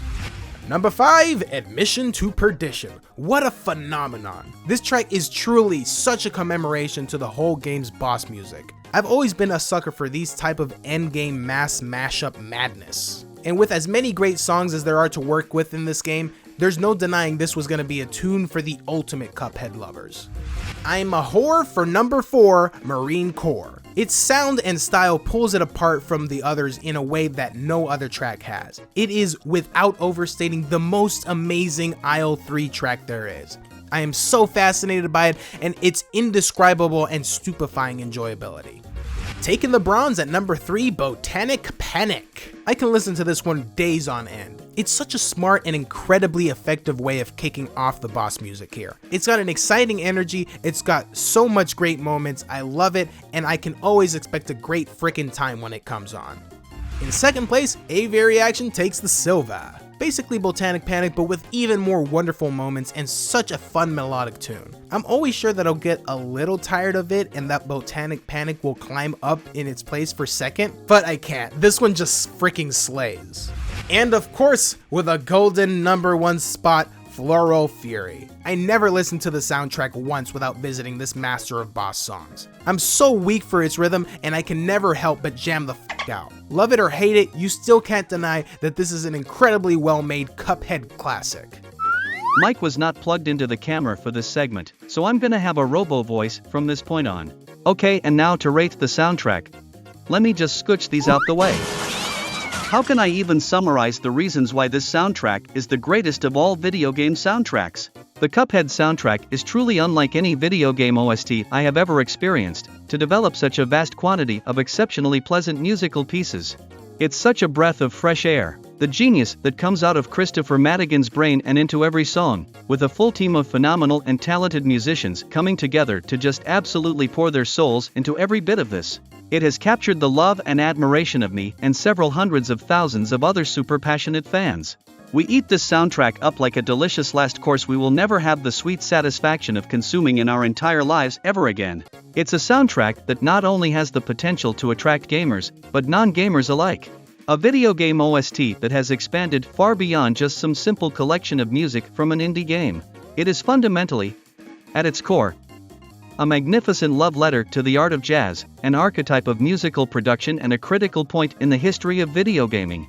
And if that isn't the best damn reason to give this soundtrack a download, I don't know what else to say. I worked real hard on that speech. Hey guys, oh my god. Okay, so I filmed, like I said, like you saw, I filmed the last outro of this, but the audio was cut off, so I'm gonna have to record this now. So yeah, as you can tell, I'm outside, but I'm like not outside anywhere near my house.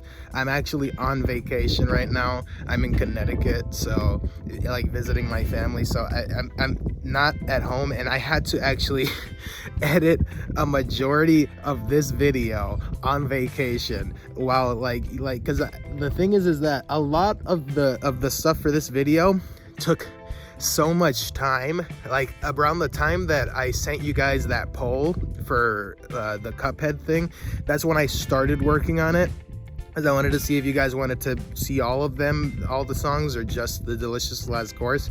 So after that, I got working on it, and every single aspect of this video just took the longest it possibly could. I'm talking, the writing took so long, the filming took forever, the editing took a god-awful amount of time. It was insane. If I sound a little weird right now, it's because I'm shivering. It's cold here outside, and I didn't want to film inside because my family's in there. It's awkward to film while they're around. So I want to say sorry, by the way, because it took so long. It was a long amount of time, and I was hoping it would not take as long as it did. I'm gonna tell you right now, if I didn't have to do it while I was on vacation, I would have definitely got it out much earlier. There was people that in the comments commenting saying that they were hoping it was like a Christmas present. It was gonna release on Christmas or something, and I really wish I could have done that. I wanted to do that, but it was just not ready. It was not ready to go public yet. I just had so much still left to do. The reason it was taking so long though is because we drove from Miami to Connecticut, so I had to be on the road a lot. So I could, since it's, I only had a few times where I was in a hotel where I can really spend some time doing some of the harder stuff in the video. But I was in a car the most of the time, so I couldn't really get a lot of it done quickly. And also I wanted to spend time hanging out with like my family, which is on vacation and stuff. So there was some of that took up my time. There was very rare instances where I got to just spend the entire time just focused in on editing. The attentive viewer can tell when and where I had to cut some corners. There was at some point I'm like, I need to get this video out before the end of the year, so I'm gonna have to really sacrifice some quality in some areas. But overall, I'm actually really happy with how it came out. I really hope that you guys are happy with how it came out. I love you guys so much. You guys are so supportive, so nice, so just the nicest fans that any YouTuber can have. It is a pleasure to make content for you guys and hear your lovely compliments and just everything that you guys have to say. I love hearing it, and it means so much to me. It sounds like I'm crying, but it's just I'm really shivering because it's really cold out here. Me. All right, so yeah, guys, I really hope that you all have a wonderful rest of your year. I hope you guys have a great new year. I hope you guys had a good Christmas. I would have loved to have said have a good Christmas in the video, but it didn't end up working out in my favor there. And I'm overjoyed and excited to make some more videos for you guys next year. I'm excited to hit 10,000 subs and do that Rhythm Heaven mix video for everyone. And I'm excited to do all sorts of all the videos that you guys want to see. I'm gonna wrap it up here because my ass is gonna freeze to death out here. The sun is hitting me, that's a little bit better, thank God. All right, so guys, if you haven't already, please go ahead and subscribe to support this channel. If you guys like this video, please leave a like. Go ahead and comment. What did you guys think of the video? What opinions that I had? Did you guys agree with it or not or anything? And please go ahead and hit that bell notification so you guys can know every day when I'm releasing new videos. Ding that dong all day long. And I will see you guys then.